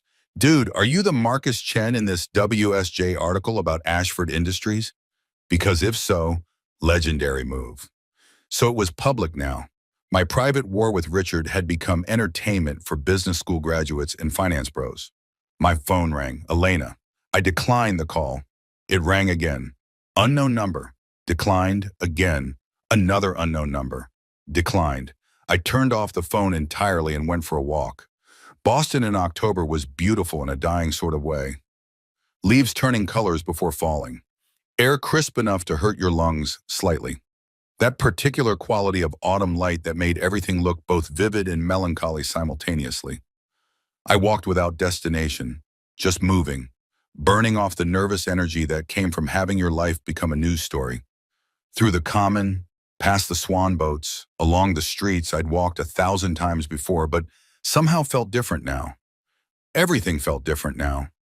I found myself at a coffee shop I'd never been to. A real one, not a Starbucks. The kind of place with mismatched furniture and local art on the walls, and coffee that tasted like someone cared about it. I ordered an Americano and sat by the window watching people pass by. A mother with a stroller, an old couple holding hands, a teenager with headphones, lost in whatever music made the world tolerable. All of them living their lives, carrying their own complications, completely unaware that the guy in the window was currently being sued by his father-in-law for the crime of having self-respect. My coffee arrived. It was perfect. Hot, strong, bitter in the way good coffee should be. I sipped it slowly, making it last. "Excuse me," a voice said. "Is this seat taken?" I looked up. A woman, maybe 40, professional outfit, laptop bag. She gestured to the empty chair at my table. "It's all yours," I said. She sat down, pulled out her laptop, started working. We sat in comfortable silence. Two strangers sharing space without obligation to interact. It was the most peaceful I'd felt in days. After an hour, she packed up her laptop. "Thanks for the table," she said. "Anytime." She paused. "You okay? You look like you're having a day." I laughed despite myself. "That's one way to put it." "Well, whatever it is, I hope it gets better." She smiled, genuine, warm, the kind of smile that didn't want anything from you. Or at least more manageable. She left. I sat there thinking about that interaction. A complete stranger showing more genuine concern in 30 seconds than my wife's family had shown in 3 years. The universe had a sick sense of humor. I returned to the hotel at 6 p.m. to find Victoria sitting in the lobby. She stood up when she saw me, her expression carefully neutral. "Before you ask, Elena told me where you were staying," she said. "And before you leave, I just want to talk. 5 minutes. Please." I should have said no. Should have walked past her to the elevator, maintained the boundaries Sarah had been clear about. But Victoria had always been the most reasonable of Elena's siblings, the peacemaker, the one who at least tried to see multiple perspectives. 5 minutes, I agreed, but not here, outside. We walked to a small park across from the hotel, sat on a bench that had probably seen 1,000 conversations like this, difficult, loaded, full of things that couldn't be said anywhere else. I read the article, Victoria said. The journal piece. I didn't. Probably smart. It's not great for Dad. Makes him look petty and vindictive. There's a quote from an anonymous source calling the lawsuit bullying disguised as business. Let me guess. Dad thinks I was the source. He's convinced of it. I wasn't. I haven't talked to anyone. My lawyer has me on complete media lockdown. Victoria nodded. I believe you. For what it's worth, I think Dad's handling this terribly. The lawsuit was a mistake. It just makes him look like he's trying to punish you for standing up for yourself. That's because he is. I know. She was quiet for a moment. Marcus, I need to tell you something. And I need you to believe that I'm telling you this because I care about you, not because I'm being a messenger for Dad. Okay. There's going to be a board meeting Thursday. Emergency session, the lawsuit, the media attention, the investor questions. It's become a crisis. And Dad's planning to use that meeting to paint you as unstable. He's going to imply that you're having some kind of breakdown, that your investment decisions were erratic, that you can't be trusted. None of that is true. I know, but he's going to say it anyway, and he's going to use it to justify the lawsuit, to explain away the bad press, to maintain control of his narrative. She looked at me directly. I wanted you to know so you're not blindsided. Why are you telling me this? Because it's wrong.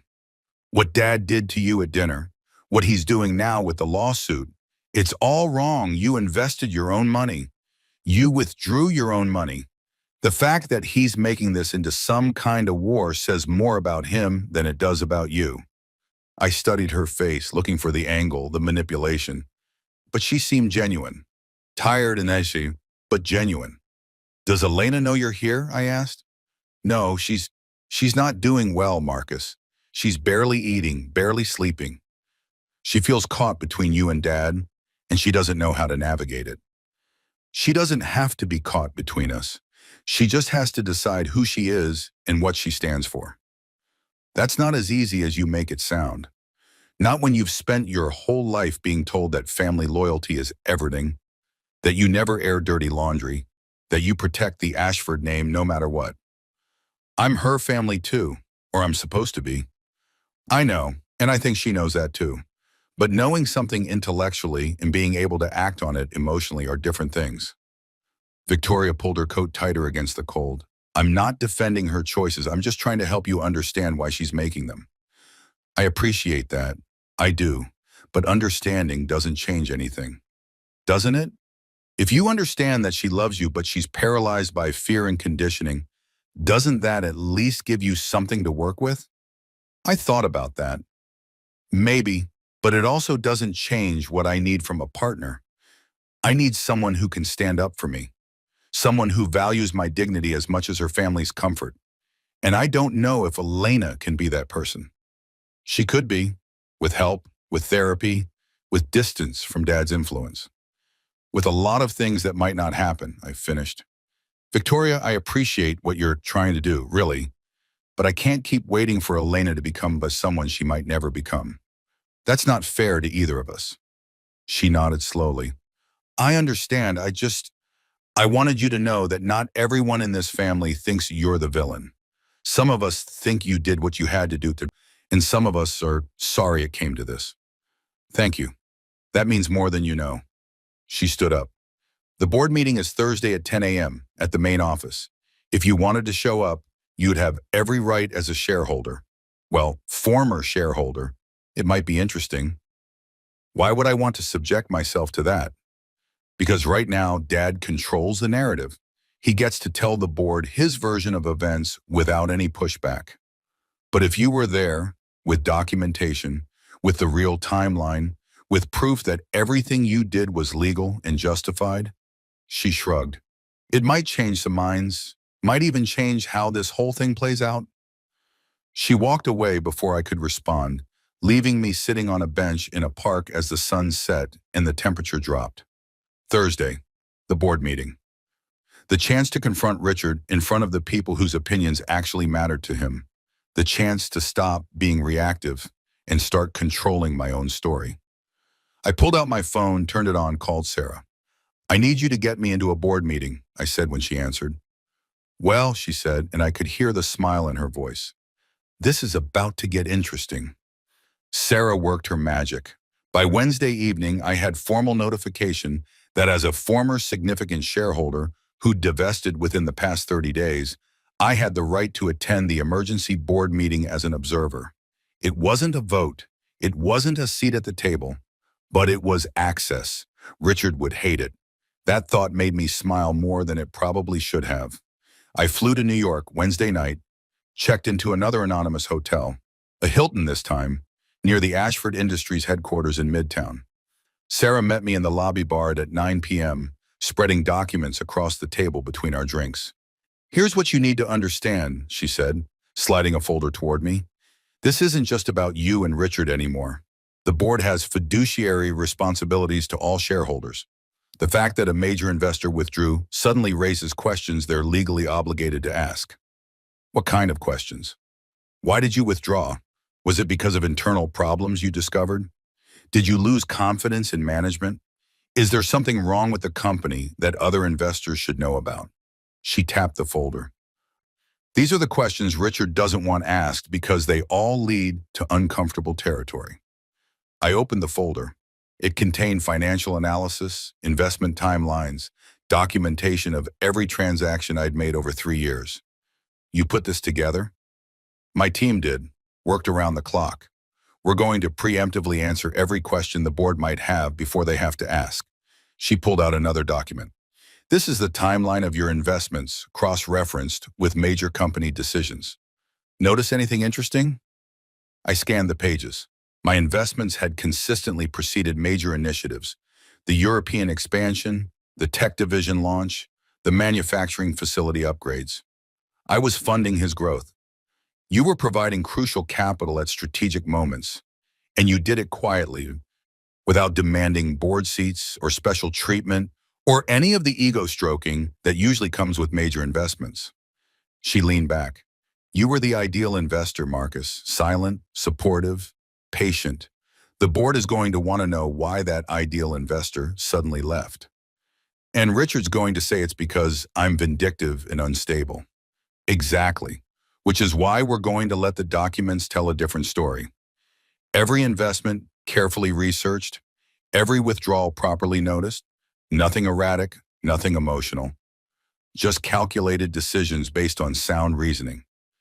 Except it was emotional. He called me useless and I got angry. "Did you withdraw that night while angry?" "No, I started the process 2 weeks before that dinner." Sarah smiled. "So the dinner wasn't the cause. It was just the announcement." "The decision to divest was made calmly, deliberately 2 weeks prior." "What triggered that decision?" I thought back. 2 weeks before that Sunday dinner, there had been another family event, Elena's birthday party at the mansion. Richard had cornered me in his study, asked me about my little consulting hobby, suggested maybe I should find something more substantial to do with my time, now that I was part of the family. "Elena's birthday," I said. "Richard basically told me I was an embarrassment to the family name." "Perfect. So your decision to withdraw was based on a pattern of disrespect, not a single incident. It was calculated, not reactive. We can work with that." She gathered the documents back into the folder. "Tomorrow you sit, you listen. You don't speak unless directly asked a question. If Richard attacks you, you stay calm. If the board asks you questions, you answer honestly but briefly. The documents do the heavy lifting. You just need to be the calm, rational person they describe." "What if I don't feel calm and rational?" "Fake it. You've been faking being poor for 3 years. You can fake being calm for 3 hours." Fair point. Thursday morning arrived cold and gray, the kind of November day that made you question why anyone chose to live in New York. I dressed carefully, a suit I'd bought years ago, expensive enough to be respectable, but not so expensive it screamed new money. I looked like what I was, a serious professional with resources and no need to prove anything. The Ashford Industries headquarters occupied 15 floors of a glass tower in Midtown. I'd never been inside before. Richard had never invited me to visit, never offered to show me where the magic happened. I'd funded his expansion while being excluded from his world. That was ending today. Security checked my ID against Sarah's documentation. The guard made a phone call, frowned, made another call, then finally nodded and handed me a visitor badge. 15th floor, he said. Conference room A. Meeting starts at 10. Sarah met me at the elevator, looking sharp in a black suit that probably cost more than my car. Ready? No, but I'm here anyway. That's the spirit. The elevator ride felt longer than it was. Sarah used the time for final instructions. Remember, you're not here to fight. You're here to observe and, if necessary, correct the record. Don't volunteer information. Don't get defensive. And absolutely don't let Richard provoke you into an emotional response. What if he tries? He will try. That's his play. Make you look unstable in front of the board. So you stay calm, you stay factual. You let him be the emotional one. The elevator doors opened onto a reception area that screamed corporate wealth, original art, expensive furniture, floor-to-ceiling windows with views of Manhattan. A receptionist who looked like she'd stepped out of a fashion magazine directed us to conference room A. The boardroom was exactly what I expected. Massive table, leather chairs, screens on every wall showing financial data and company metrics.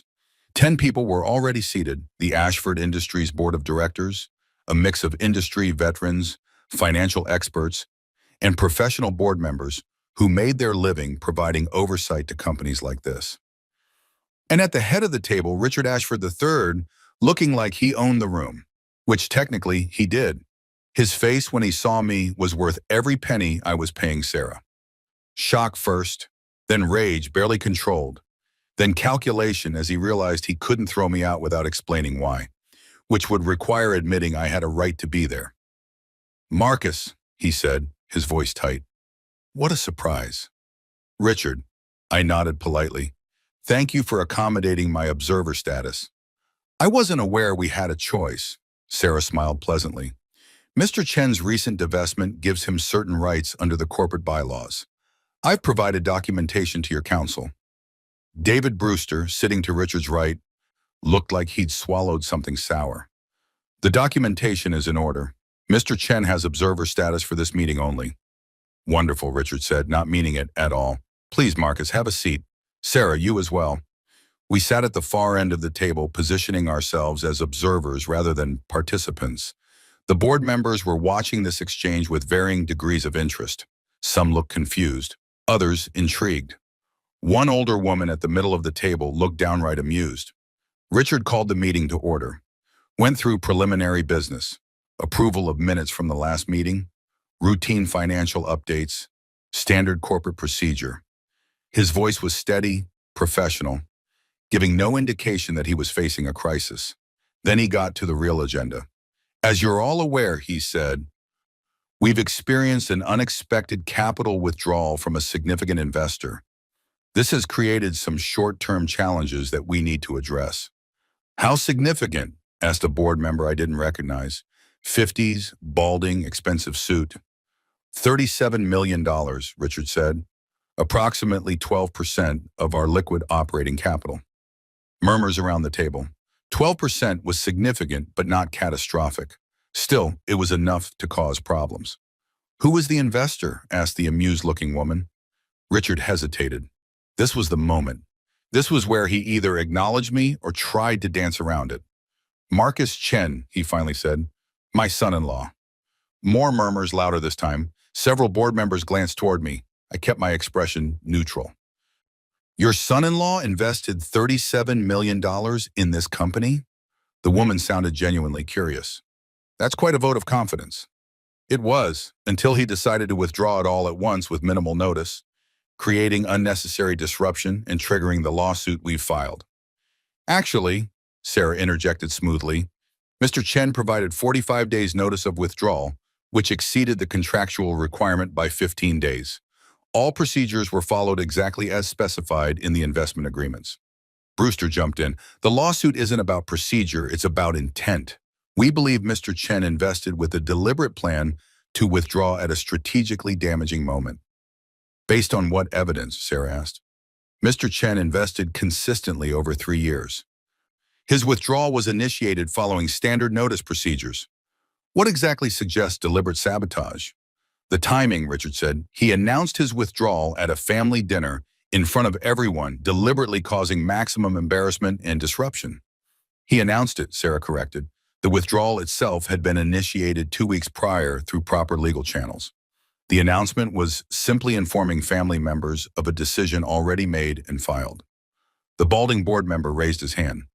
Can we hear from Mr. Chen directly? I'd like to understand his perspective on this.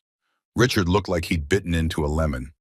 Marcus is here as an observer, not a participant. He's also the investor in question, the woman said. Seems relevant to hear his side. Richard had no good response to that. He gestured toward me with barely concealed irritation. Fine, Marcus, please enlighten us. I stood up.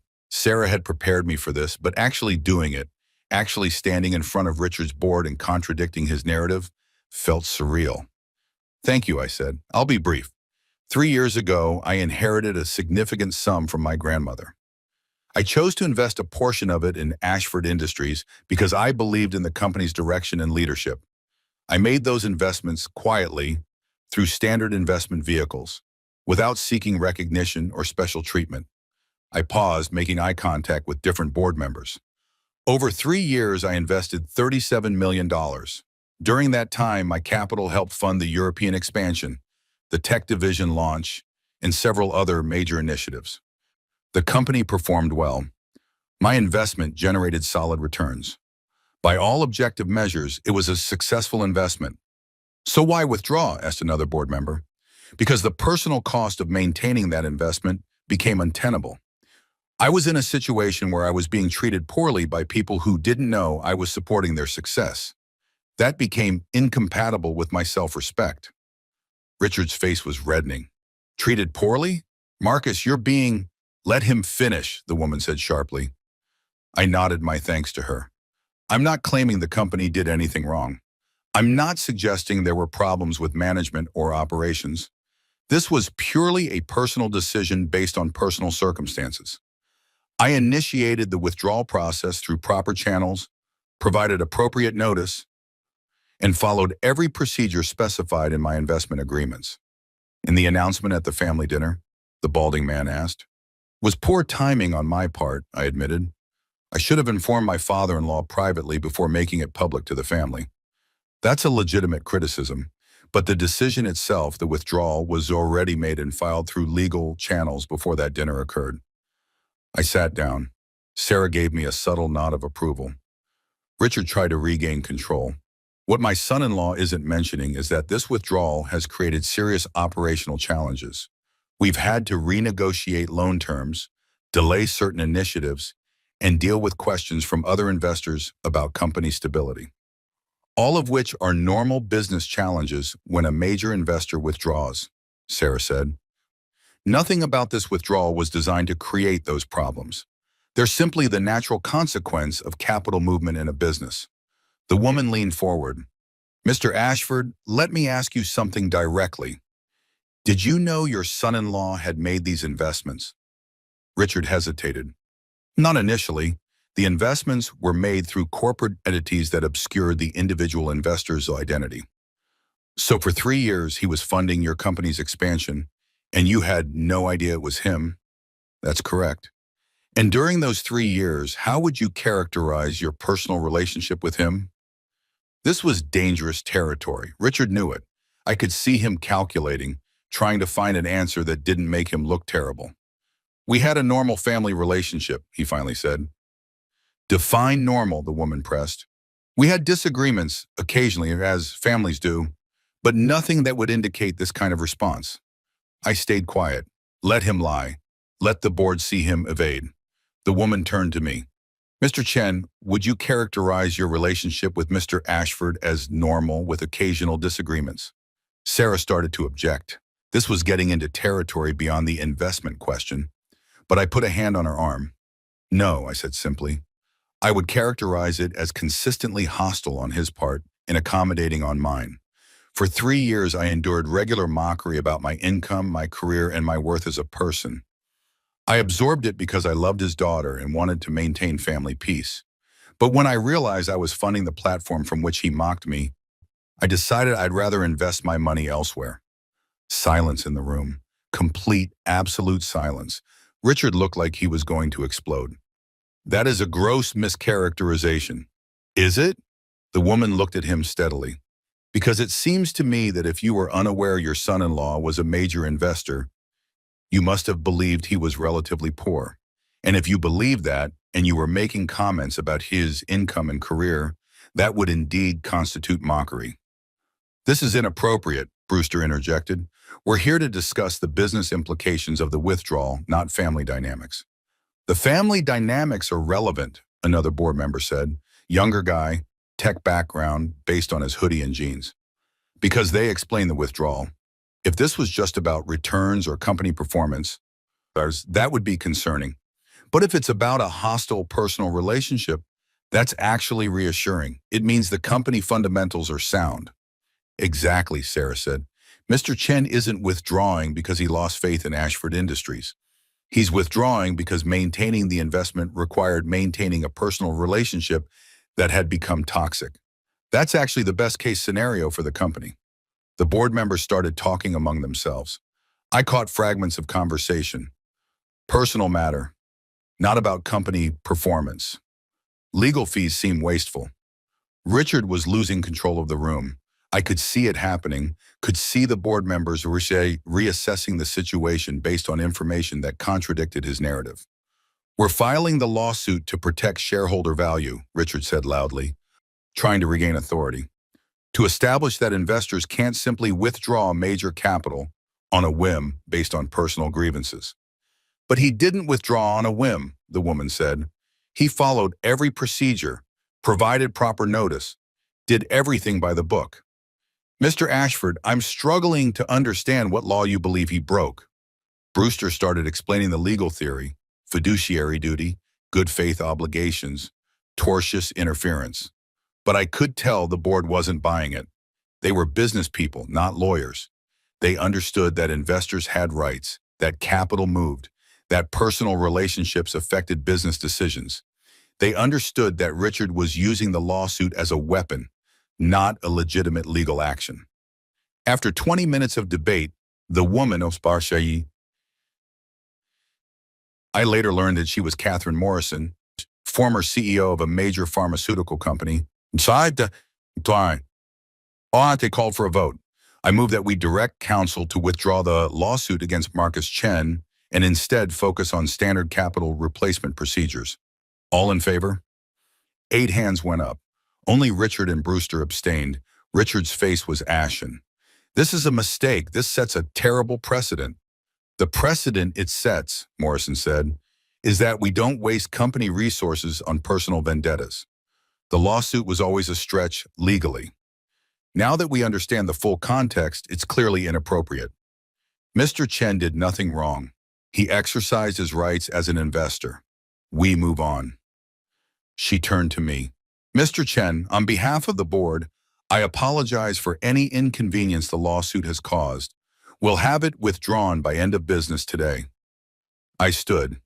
Thank you. I appreciate the board's fairness in hearing both sides. One question before you go, she said. Would you consider reinvesting if circumstances changed? If, say, the personal relationship improved? I looked at Richard. He looked back, his expression unreadable. No, I said, I don't think that's possible. Too much damage has been done. I wish the company well, but I'm done being involved. Morrison nodded. Understandable. Well, we appreciate your past support and wish you the best. Sarah and I left the boardroom. Behind us, I could hear the meeting continuing, the board moving on to other business, like the drama of the past hour had never happened. In the elevator, Sarah turned to me. That was perfect. You were calm, honest, and compelling. And Morrison just saved you about $500,000 in legal fees. Richard's going to be furious. Richard just got publicly overruled by his own board. He's going to be more than furious. He's going to be humiliated. Good, Amanda, I said, in manner. We celebrated with expensive coffee from a cart outside the building. Sarah was practically glowing with professional satisfaction. Did you see Brewster's face when Morrison called the vote? I thought he was going to have a stroke. She laughed. That's going into my highlight reel of courtroom victories. Well, boardroom victories. Same principle. Is it really over? I asked. The lawsuit, I mean? Over. Morrison has the authority to direct company legal strategy, and the board voted to support her. Brewster will file the withdrawal papers today. By tomorrow, you'll be free and clear legally. A weight I hadn't fully acknowledged lifted. For the past week, the lawsuit had been background radiation, constant, low-level stress I'd learned to live with. Its absence felt strange.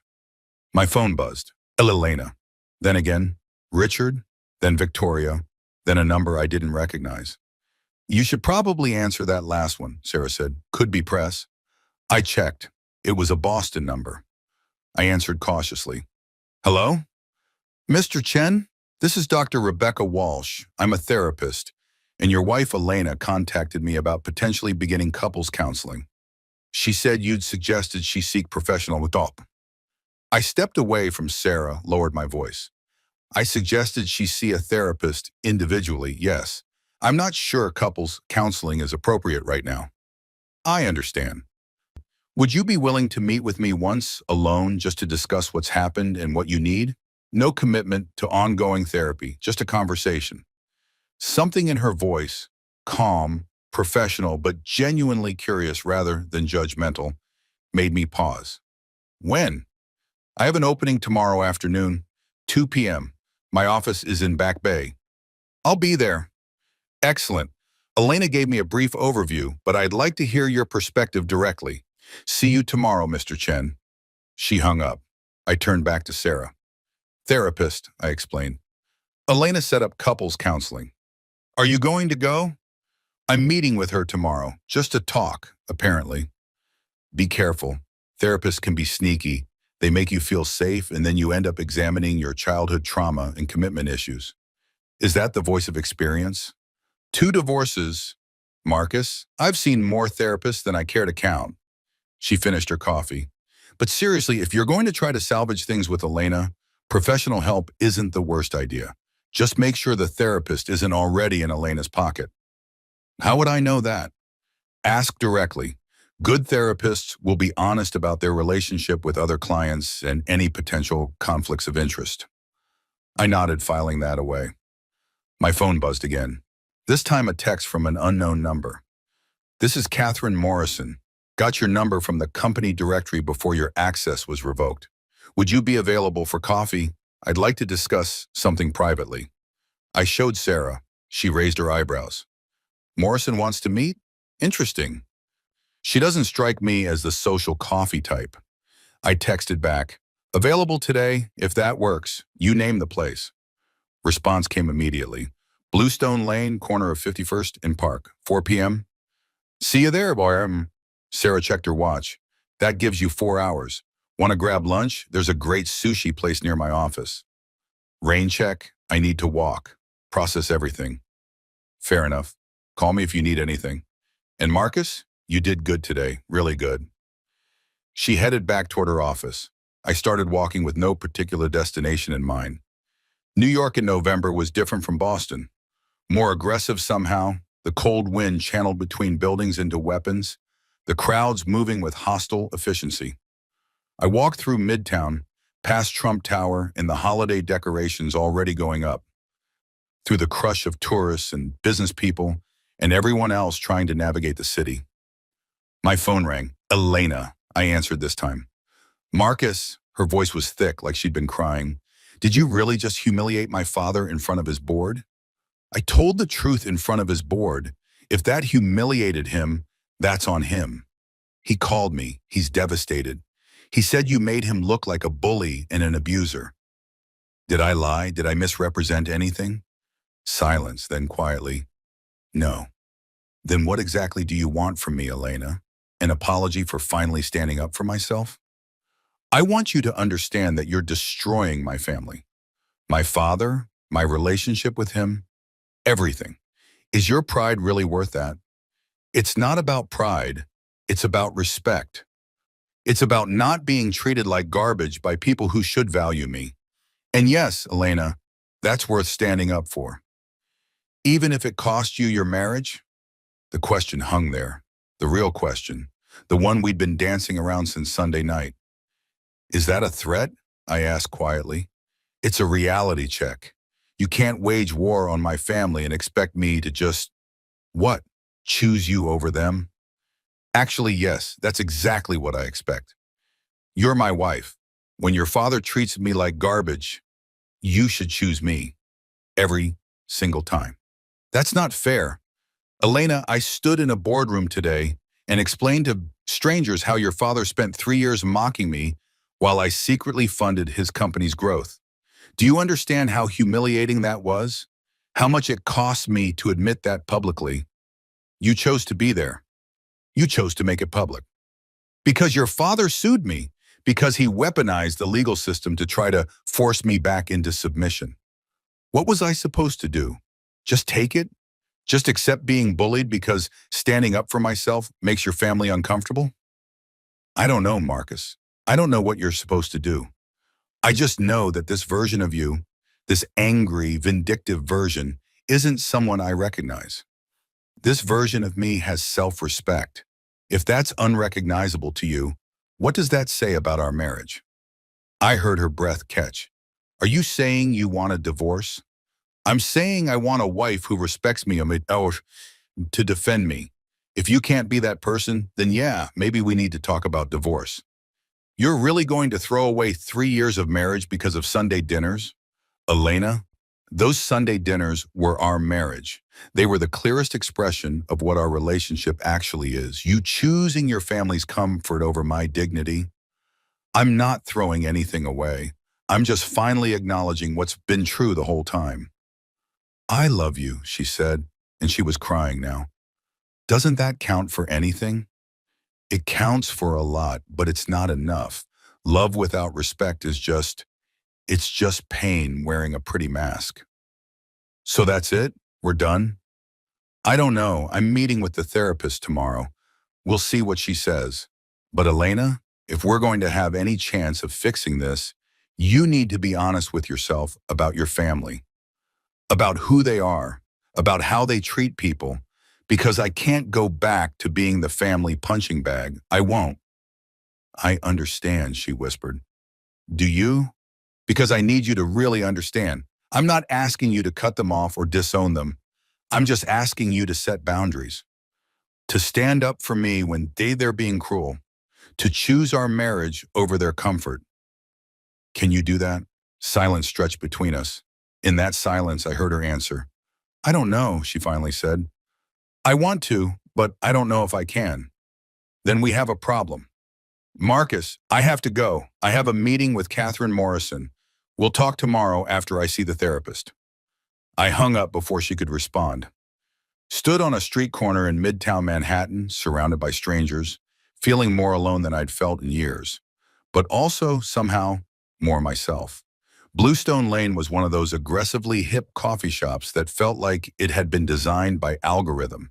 Exposed brick, industrial lighting, overpriced pastries displayed like art. Catherine Morrison was already there when I arrived, sitting at a corner table with a laptop open and a cup of what looked like green tea. She gestured to the chair across from her. Thanks for meeting on short notice. Thanks for the save this morning. I appreciate the board's fairness. I didn't do it for you, though I'm glad it helped. I did it because Richard was wasting company resources on a personal grudge. That's not what boards are for. She closed her laptop. But that's actually not why I wanted to meet. Okay? How much do you know about Ashford Industries' actual financial situation? The question surprised me. Just what's in the public filings. Why? Because I'm concerned. And I think you might have information that could help me understand why I should be concerned. She pulled out a tablet, opened a document. You invested $37 million over 3 years, heavily concentrated in specific divisions, the European expansion and the tech division primarily. Correct? Correct. And you withdrew because of personal reasons, not because you lost confidence in the company's fundamentals? Right. Here's my problem. I've been on this board for 8 months. In that time, I've watched Richard make aggressive expansion decisions based on what I thought was solid capital backing. The numbers always worked because there was this mysterious investor providing patient capital at crucial moments. She turned the tablet toward me. That investor was you, and now you're gone. Which means all these expansion decisions that look smart when they had your backing suddenly look a lot riskier. I studied the document. It was a financial analysis breaking down Ashford Industries' growth over the past 3 years against my investment timeline. I see what you're saying, but the company generated revenue from those expansions. It wasn't just my capital. It generated some revenue, but not enough to justify the debt load they took on. Your capital was basically subsidizing aggressive growth that wasn't self-sustaining yet. She took a sip of her tea. I'm not blaming you. You had every right to invest and divest as you saw fit. But I need to understand, when you analyzed this before withdrawing, what did you conclude about the company's stability?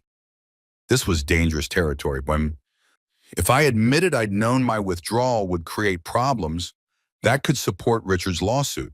But the lawsuit was being withdrawn anyway, and Morrison seemed genuinely concerned about the company, not looking to trap me. I concluded that the company would need to restructure some debt and probably slow down expansion plans. It would be painful but not catastrophic. The fundamentals are sound, but the growth trajectory was dependent on continued capital infusion. From you, from someone. I assumed Richard would find replacement investors. He's trying, but patient capital isn't easy to find, especially with the bad press from the lawsuit. Investors are asking questions, and some of the answers aren't pretty.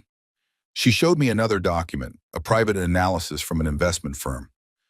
It painted a concerning picture: over-leveraged expansion, optimistic revenue projections, debt covenants that would trigger if certain metrics weren't met.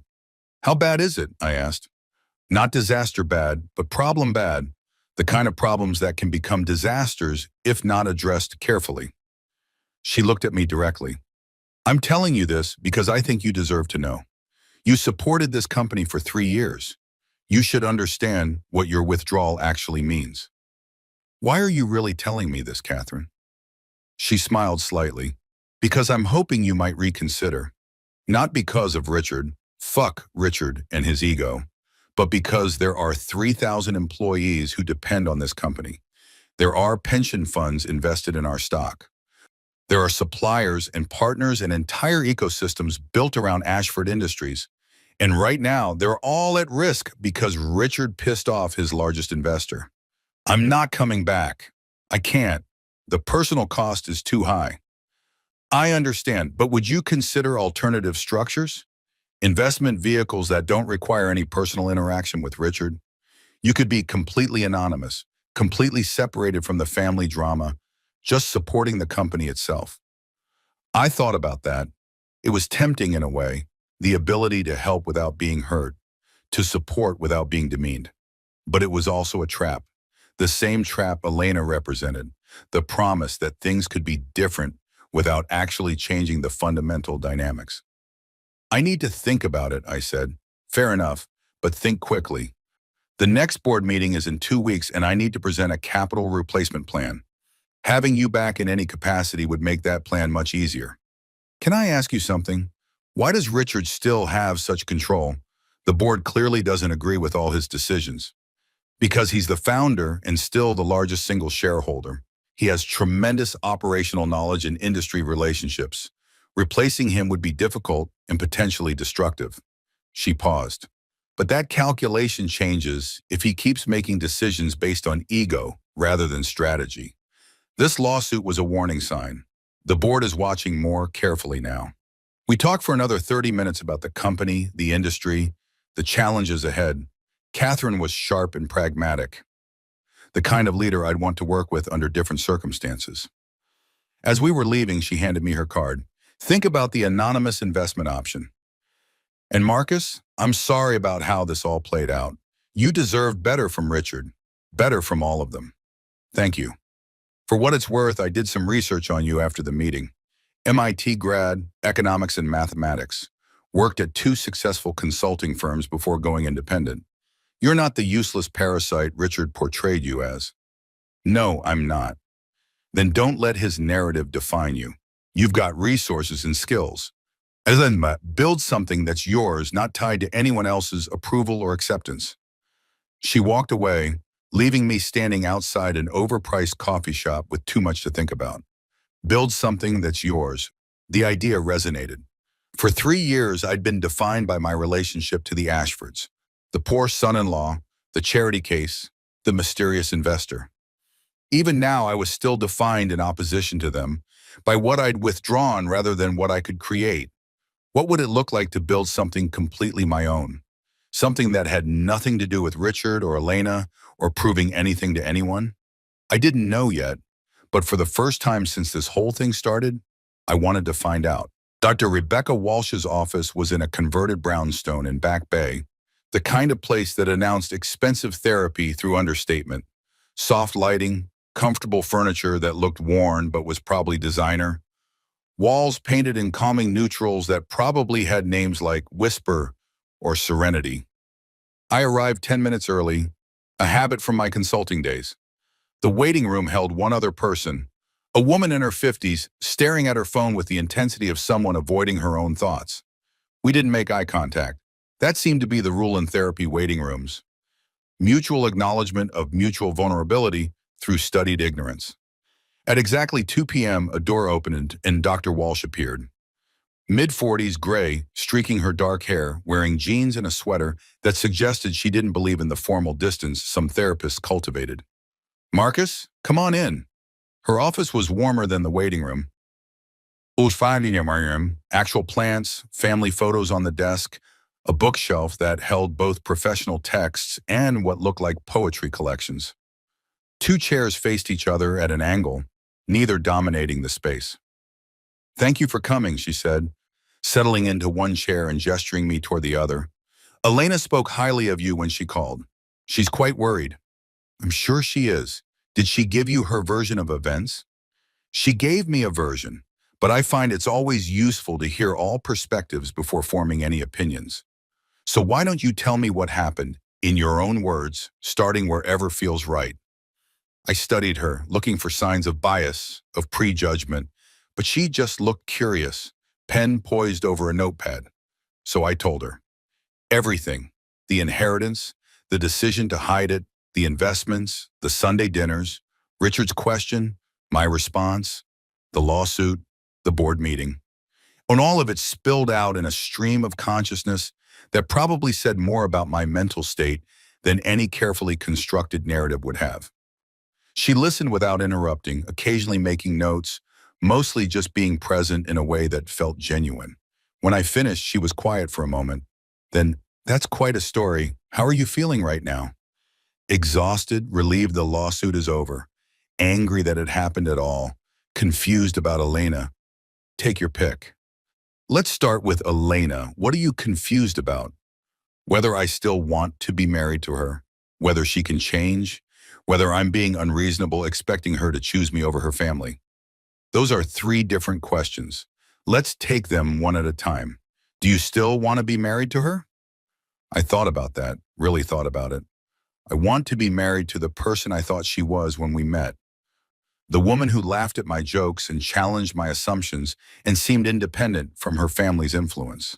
But I'm not sure that person exists or if she ever did. What if she does exist but has been suppressed by family dynamics? What if, with proper support and boundaries, she could become that person again? Then I'd want to try, but that's a lot of ifs. It is, which brings us to the second question. Can she change? What do you think? I think change requires wanting to change. And I'm not sure Elena wants to change.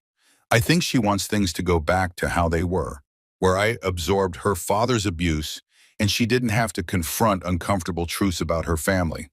Dr. Walsh nodded. That's an important distinction. Change versus return to baseline. They're not the same thing. So what do I do? What do you want to do? I want her to stand up for me, to set boundaries with her father, to choose our marriage over her family's comfort. But I can't make her do any of those things. No, you can't. But you can make clear what you need in order to continue the marriage. Have you done that? I tried yesterday. I told her I need her to defend me, to establish boundaries, to prioritize our relationship. She said she wants to, but doesn't know if she can. And how did that answer make you feel? Like I already have my answer. Like she's telling me she can't give me what I need, but wants me to accept that and stay anyway. Dr. Walsh leaned forward slightly. Marcus, I'm going to be direct with you. From what you've described, your wife is experiencing what we call differentiation failure, the inability to establish an identity separate from her family of origin. It's common in families with dominant, narcissistic parents.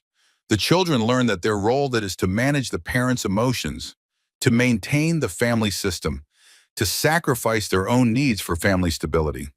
Can that be fixed? Yes, but it requires the person to recognize the problem and commit to changing it. It requires therapy, boundary setting, often a period of reduced contact with the family while new patterns are established. It's hard work and it's painful, and many people decide it's easier to just maintain the status quo. What's the success rate? That's not really how therapy works, but I'll say this, people who genuinely want to change, who do the work consistently, can absolutely establish healthier patterns. But wanting things to be different isn't the same as wanting to change. The first is passive, the second is active. And you can tell the difference? Usually, want me to tell you what I see with Elena based on our preliminary conversation? Please, Mara. She wants you to come back. She wants the marriage to continue. She wants her father to stop being upset with her. She wants the conflict to end. But I didn't hear evidence of her wanting to examine her own role in the dynamic or commit to changing her behavior. She's focused on managing everyone else's emotions, yours, her father's, the family's, rather than taking responsibility for her own choices. The words landed like weights. So you think the marriage is over? I think the marriage as it currently exists is unsustainable. Whether it can be rebuilt into something healthier depends entirely on Elena's willingness to do difficult work. And Marcus, you can't do that work for her. You can't want it enough for both of you. What about the third question? Am I being unreasonable? Are you asking if it's reasonable to expect your spouse to defend you from abuse? No, that's not unreasonable. That's actually the baseline expectation for a healthy marriage. Partners should protect each other, especially from family dysfunction. Her family would say I'm being too sensitive, that it was just jokes, just family dynamics, nothing to get so upset about. Abusers always minimize their abuse. That's part of the abuse. The question isn't whether they think it was harmful. The question is whether you experienced it as harmful. And clearly, you did. I felt something release in my chest, validation I didn't know I needed. So what now? I asked. Now you decide what you're willing to accept and what you're not. You set boundaries based on your own needs, not on what you think you should tolerate or what others think is reasonable. And you communicate those boundaries clearly to Elena. I already tried that. Try again, in writing this time. Be specific. I need you to attend therapy consistently. I need you to establish boundaries with your father that include consequences when he's disrespectful. I need you to prioritize our marriage over your family's comfort. Make it concrete so there's no ambiguity. And if she can't or won't meet those boundaries, then you have your answer about the marriage. We sat in silence for a moment. Outside, I could hear traffic, the ambient noise of the city. Can I ask you something? I said. When Elena called you, did she suggest I was the problem? That I was being vindictive or unreasonable? Dr. Walsh smiled slightly. She suggested you were going through something and needed help processing your anger. But she also said she loved you and wanted to save the marriage. I got the sense she believes if you just calm down and forgive her father, everything will go back to normal. That's not going to happen. I know, and I suspect deep down she knows it too. She's just not ready to accept it yet. Should I be here? Should I try couples counseling with her? Honestly, not yet. Couples counseling is most effective when both partners have done individual work to understand their own patterns and triggers. Right now, Elena needs to work on differentiation and boundary setting. You need to work on clarifying your own needs and deciding what you're willing to accept. Once you've both done that work separately, couples counseling might be helpful. So we're supposed to just separate while we figure ourselves out? That's one option. Or you could establish very clear boundaries about how you'll interact while doing individual work. Limited contact with her family, consistent therapy for both of you, regular check-ins about progress. But Marcus, I want to be clear. There's no guarantee this ends with the marriage intact. Sometimes the work reveals that two people have grown too far apart or want fundamentally incompatible things. And sometimes people do the work and realize they're better off apart. Exactly. I left Dr. Walsh's office with a homework assignment. Write down specifically what I needed from Elena and from the marriage. Be concrete. Be honest. Don't soften it to make it more palatable. I found a coffee shop, a real one this time, not the hotel drip machine, and opened my laptop. What do I need? I stared at the blank document for a long time before starting to type. What I need from Elena and our marriage: consistent individual therapy with a qualified therapist, minimum twice monthly with documented attendance, establishment of clear boundaries with Richard and the Ashford family, including no tolerance for disrespectful comments about me, my career, or my choices. Immediate intervention when such comments occur. That's not acceptable or similar. Consequences if boundaries are violated, leaving the event, reducing contact, etc. Prioritization of our marriage over family comfort, demonstrated through defending me in real time when I'm being criticized or mocked. Consulting with me before making decisions that affect both of us. Being willing to reduce contact with family if they can't respect boundaries. Honest examination of family dynamics with willingness to acknowledge dysfunction rather than excuse it. 6 months of demonstrated change before making any decisions about long-term future of marriage. If at any point Elena decides she cannot or will not meet these needs, honest communication about that rather than continuing to try to manage my expectations. What I'm willing to offer: patience during the process of change, understanding it won't happen overnight. My own consistent therapy to work on my patterns and triggers. Open communication about my feelings and needs. Willingness to try couples counseling once we've both done sufficient individual work. Compassion for how difficult this process will be for Elena. Honesty about my own limitations and what I can and cannot accept. What I'm not willing to accept. Return to previous dynamic where I absorb abuse for the sake of family peace. Half measures or temporary improvement followed by reversion to old patterns. Being asked to forgive Richard or reconcile with him without genuine change in his behavior. Sunday dinners or regular family events with the Ashfords unless and until boundaries are firmly established and respected. Being made to feel guilty for having boundaries or standing up for myself. Continuation of the marriage if these needs cannot be met. I read through the document 3 times, editing and refining. It felt harsh in places, uncompromising. But Dr. Walsh had said to be honest, and this was honest. This was what I needed. Not what I hoped for or wished for or thought might be nice. What I actually needed to feel respected and safe in my marriage. I emailed it to Elena with a simple note. These are my needs. Please read carefully and let me know if you're willing and able to meet them. If not, we need to discuss next steps. Then I sent a copy to Dr. Walsh with a note asking if I'd missed anything or been unreasonable. Her response came within an hour. This is excellent work. Clear, specific, fair. You've given Elena a roadmap. Now we see if she's willing to follow it. Elena called 3 hours later. I was back in my hotel room staring at the ceiling when my phone rang. I read your email, she said. No preamble, no small talk. And some of it is reasonable. Some of it is impossible. Which parts are impossible? The part about consequences with my father. You're asking me to threaten my relationship with him if he doesn't change. That's not fair. I'm asking you to protect your husband from abuse. That should be automatic, not a threat. He's not going to change, Marcus. He's 67 years old. He is who he is. Then we have a problem, because I'm not going back to being his verbal punching bag. So I'm supposed to choose between my husband and my father? You're supposed to choose yourself, Elena. Choose the kind of person you want to be. Choose whether you're going to enable abuse or stand against it. I just happen to be asking that you stand with me instead of against me. Silence on the line. Then, quietly, I don't know if I can do this. Do what? Set boundaries? Defend your spouse? Be an independent adult? Any of it. All of it. You're asking me to become a different person.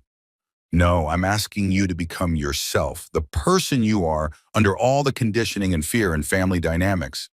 But if that person can't meet these needs, then you're right. This won't work. So what happens now? Now you decide, really decide, not just hope it blows over. These aren't negotiable, Elena. This is what I need to stay in this marriage. If you can't give it to me, then we need to talk about separation. You'd really leave me over this? I'd really leave a marriage where I'm not respected, yes. Wouldn't you? She didn't answer. Couldn't answer, probably. Take some time, I said, softer now. Talk to Dr. Walsh. Be honest with yourself about what you can and can't do. But Elena, don't string me along. Don't tell me you'll change if you know you won't. I deserve better than that. You deserve better than me, you mean? I didn't say that. You didn't have to. Her voice cracked. I'm going to go. I need to think. She hung up. I sat there holding my phone, feeling the weight of what had just happened. This was it. The real moment of truth. Either Elena would do the work or she wouldn't. Either our marriage would survive or it wouldn't. And for the first time since this whole thing started, I was okay with either outcome. I spent the next 2 days in a holding pattern, hotel room, coffee shops, long walks through Boston as the weather turned properly cold. Elena didn't call. I didn't call her. We existed in separate orbits, processing separately what had become of our marriage. Catherine Morrison called on Saturday morning. I hope I'm not interrupting your weekend, she said. You're not. I'm not doing anything particularly interruptible. Good, because I have a proposal I'd like to discuss. Are you free for lunch today? We met at a restaurant in the Seaport District, upscale but not ostentatious, the kind of place where business happened over good food. Catherine was already there reviewing something on her tablet when I arrived. Thank you for coming, she said, ordering us both coffee without asking what I wanted. It arrived perfectly made. She'd clearly been here before. I've been thinking about our conversation in New York, about anonymous investment structures and your reluctance to reinvest. I haven't changed my mind about that. I'm not asking you to, but I am asking you to consider a different opportunity entirely. She slid her tablet across the table. It showed a business plan, financial projections, market analysis. What do you know about sustainable manufacturing? Not much. Why? Because it's the future of the industry, and Ashford Industries is missing the boat. Richard is so focused on traditional manufacturing and expansion into existing markets that he's ignoring the fundamental shift happening in how consumers think about production ethics and environmental impact. I scanned the document. It outlined a new company, separate from Ashford Industries, focused on sustainable manufacturing processes, ethical supply chains, and transparent environmental reporting. You want to start a competitor to Ashford? Not a competitor, a complement. We'd focus on the market segment Richard is ignoring, companies willing to pay premium prices for genuinely sustainable production. It's a growing market, and right now it's fragmented among small producers who can't scale. We could change that. We? I'm putting together a founding team. I've got operational expertise from my pharmaceutical background and board experience from Ashford. I've got a former VP of manufacturing from Tesla interested in being COO. And I need a CFO who understands complex financial structures and has significant capital to invest. She looked at me directly. I'm asking you to be that person, Marcus. I set down my coffee. You barely know me. I know enough. MIT grad in economics and mathematics. Successful consulting background. Sophisticated enough to structure anonymous investments through multiple entities. Patient enough to invest consistently over 3 years without demanding recognition. And most importantly, someone with the spine to stand up to bullies even when it costs you. That last part nearly cost me my marriage. I know, and I'm sorry about that, but it also tells me you have integrity. You're willing to walk away from a bad situation even when it's painful. That's exactly the kind of partner I want in a venture like this. How much capital are we talking about? Initial funding round of 20 million. I'm putting in 5. I've got commitments for another 10 from investors I trust. I'm asking you for the final 5, plus your expertise as CFO. 20 million was more than half my liquid assets. It was a massive commitment, especially to a startup in an industry I didn't know well. Why me specifically? You could find other investors. Because you understand something most investors don't, that sometimes the best investment isn't just about returns. It's about building something meaningful, something that reflects your values. You invested in Ashford Industries to support your wife's family despite how they treated you. Imagine what you could build with people who actually respect you. The pitch was compelling. More than compelling, it was seductive. A chance to build something new, something mine, something completely separate from the Ashford drama. I need to see full financials, business plan details, background on all the principals, legal structure, everything. Of course, she pulled a folder from her bag. She'd come prepared. Everything's here. Take the weekend to review. We're meeting with potential investors on Wednesday. I'd love to have you there, either as an investor or as our incoming CFO, ideally both. I took the folder. It was heavy, substantial. CFO is a full-time role. I haven't worked full-time in 3 years. I know. That would have to change. But Marcus, be honest. Are you happy doing nothing? Or have you just been in holding pattern since you married Elena, waiting for something to justify your existence to her family? The question hit harder than I expected. She was right. I'd been in stasis, defining myself by absence rather than presence. I'll review everything and let you know by Tuesday, I said. Fair enough. And Marcus? Whatever you decide about the business, thank you for considering it. You've got more to offer than you think. I spent the weekend deep in the business plan. Catherine wasn't kidding about thoroughness, market analysis, competitive landscape, financial projections, risk assessment, operational strategy. It was professional grade work, the kind of thing that costs 6 figures to develop. The opportunity was real. Sustainable manufacturing was growing at 15% annually. The market was underserved by credible large-scale producers. The margins were better than traditional manufacturing because customers valued ethics and were willing to pay for it. But it was also risky. Startup risk, market risk, execution risk. If it failed, I'd lose $5 million and probably a year or 2 of my life.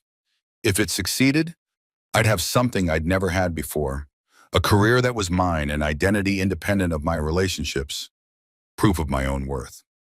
Sunday evening, I called my father. We hadn't spoken in weeks. I'd been too caught up in the Ashford drama to maintain regular contact. Marcus, finally, I was starting to worry.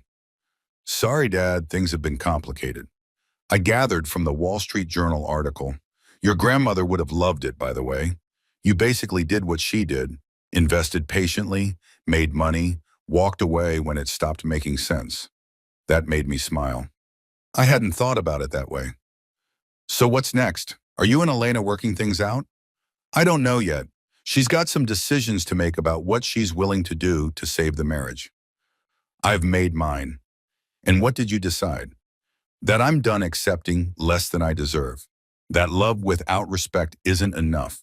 That I'd rather be alone than be small. Silence on the line, then, good. That's good, Marcus. I was worried you'd lost yourself in that marriage. I think I did for a while, but I'm finding my way back. So what are you going to do with your time, your money, your life? I told him about Catherine's offer, the sustainable manufacturing startup, the CFO position, the $5 million investment. He listened without interrupting, then asked the one question that mattered. Does it excite you? Yeah, it does. It scares me too, but in a good way, like possibility, not threat. Then do it. Your grandmother's gift wasn't just money, Marcus. It was freedom. Freedom to choose work that matters, relationships that fulfill you, a life that reflects your values. Don't waste that freedom trying to make other people happy. Even if it means my marriage ends, even then, you can't build a life on someone else's foundation. It has to be yours. We talked for another hour about the business, about Elena, about what came next. When we hung up, I felt clearer than I had in days. Monday morning, I called Catherine. I'm in, I said. 5 million investment, CFO role, full commitment. You're sure? That was fast. I spent all weekend reviewing the materials. The opportunity is solid, the team is good, and honestly, I need this. I need to build something that's mine. Then welcome aboard, partner. We have a lot of work to do. Wednesday's investor meeting was in a conference room downtown, smaller than Ashford Industries boardroom, but somehow more energetic. There were 8 people total. Catherine, the potential COO, a brilliant woman named Sarah Chen, no relation to my lawyer, but I appreciated the coincidence. 3 other investors, 2 industry consultants, and me. Catherine ran the meeting with crisp efficiency, market opportunity, competitive advantage, financial projections, team credentials. The investors asked good questions. Sarah handled the operational queries with confidence. I covered the financial structure and capital strategy. It felt good, natural, like using muscles I'd forgotten I had. By the end of the meeting, we had commitments for the full 20 million. The company, officially named Meridian Sustainable Manufacturing, was happening. Congratulations, Mr. CFO, Catherine said afterward. How does it feel? Terrifying and exciting in equal measure. That's how you know it's worth doing. She handed me a folder. Here's the preliminary org chart, corporate structure, and timeline for next steps. We're moving fast. I want to be operational by Q2 next year. That's aggressive. We're disrupting an established industry. Aggressive is the only speed that works. She paused. How's Elena handling this? Your new commitment, I mean. I haven't told her yet. You should probably do that soon. This is going to be intense. Long hours, lots of travel during setup, full mental engagement.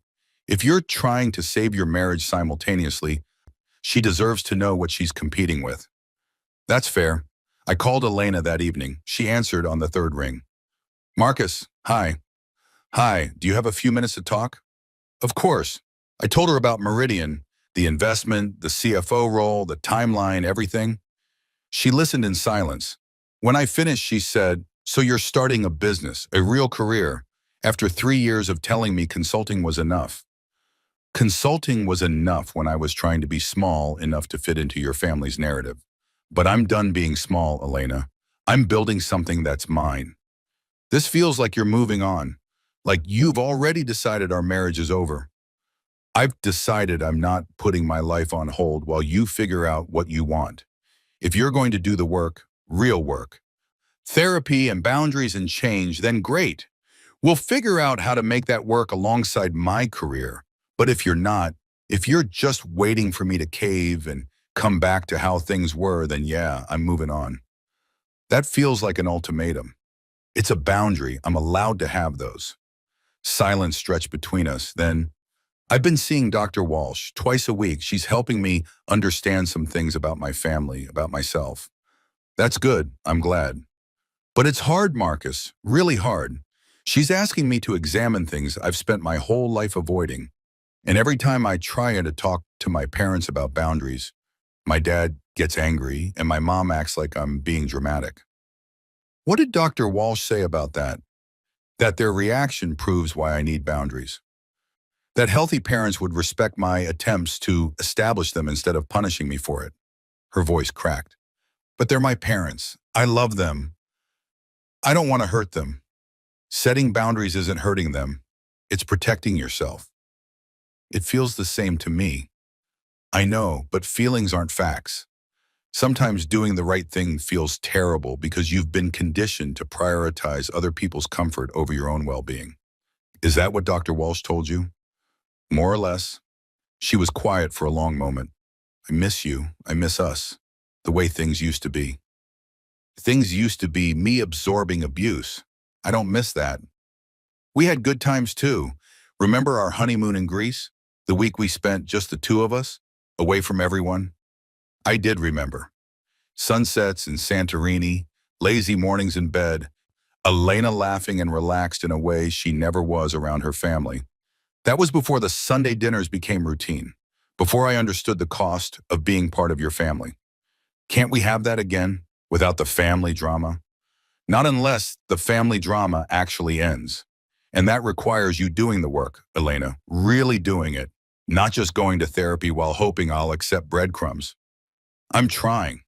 I believe you, but trying isn't enough. I need to see results.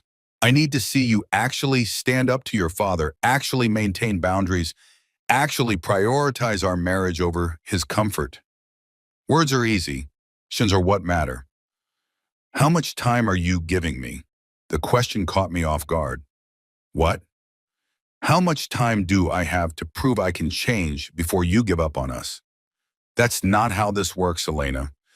There's no timer counting down. But I'm also not going to wait indefinitely while you figure out if you care enough to do the work.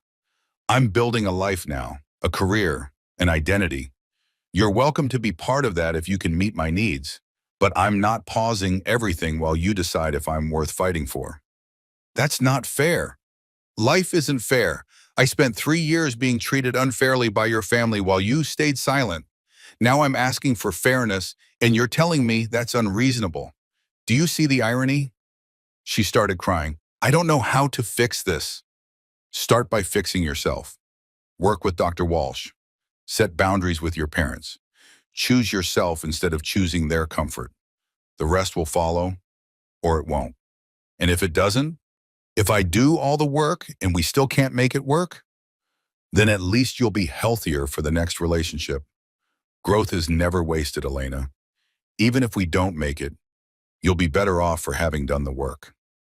After we hung up, I sat in my hotel room, feeling the full weight of what had just happened. I'd essentially told my wife I was moving on with or without her, that I'd started building a life that didn't require her participation. It should have felt cruel. Instead, it felt honest.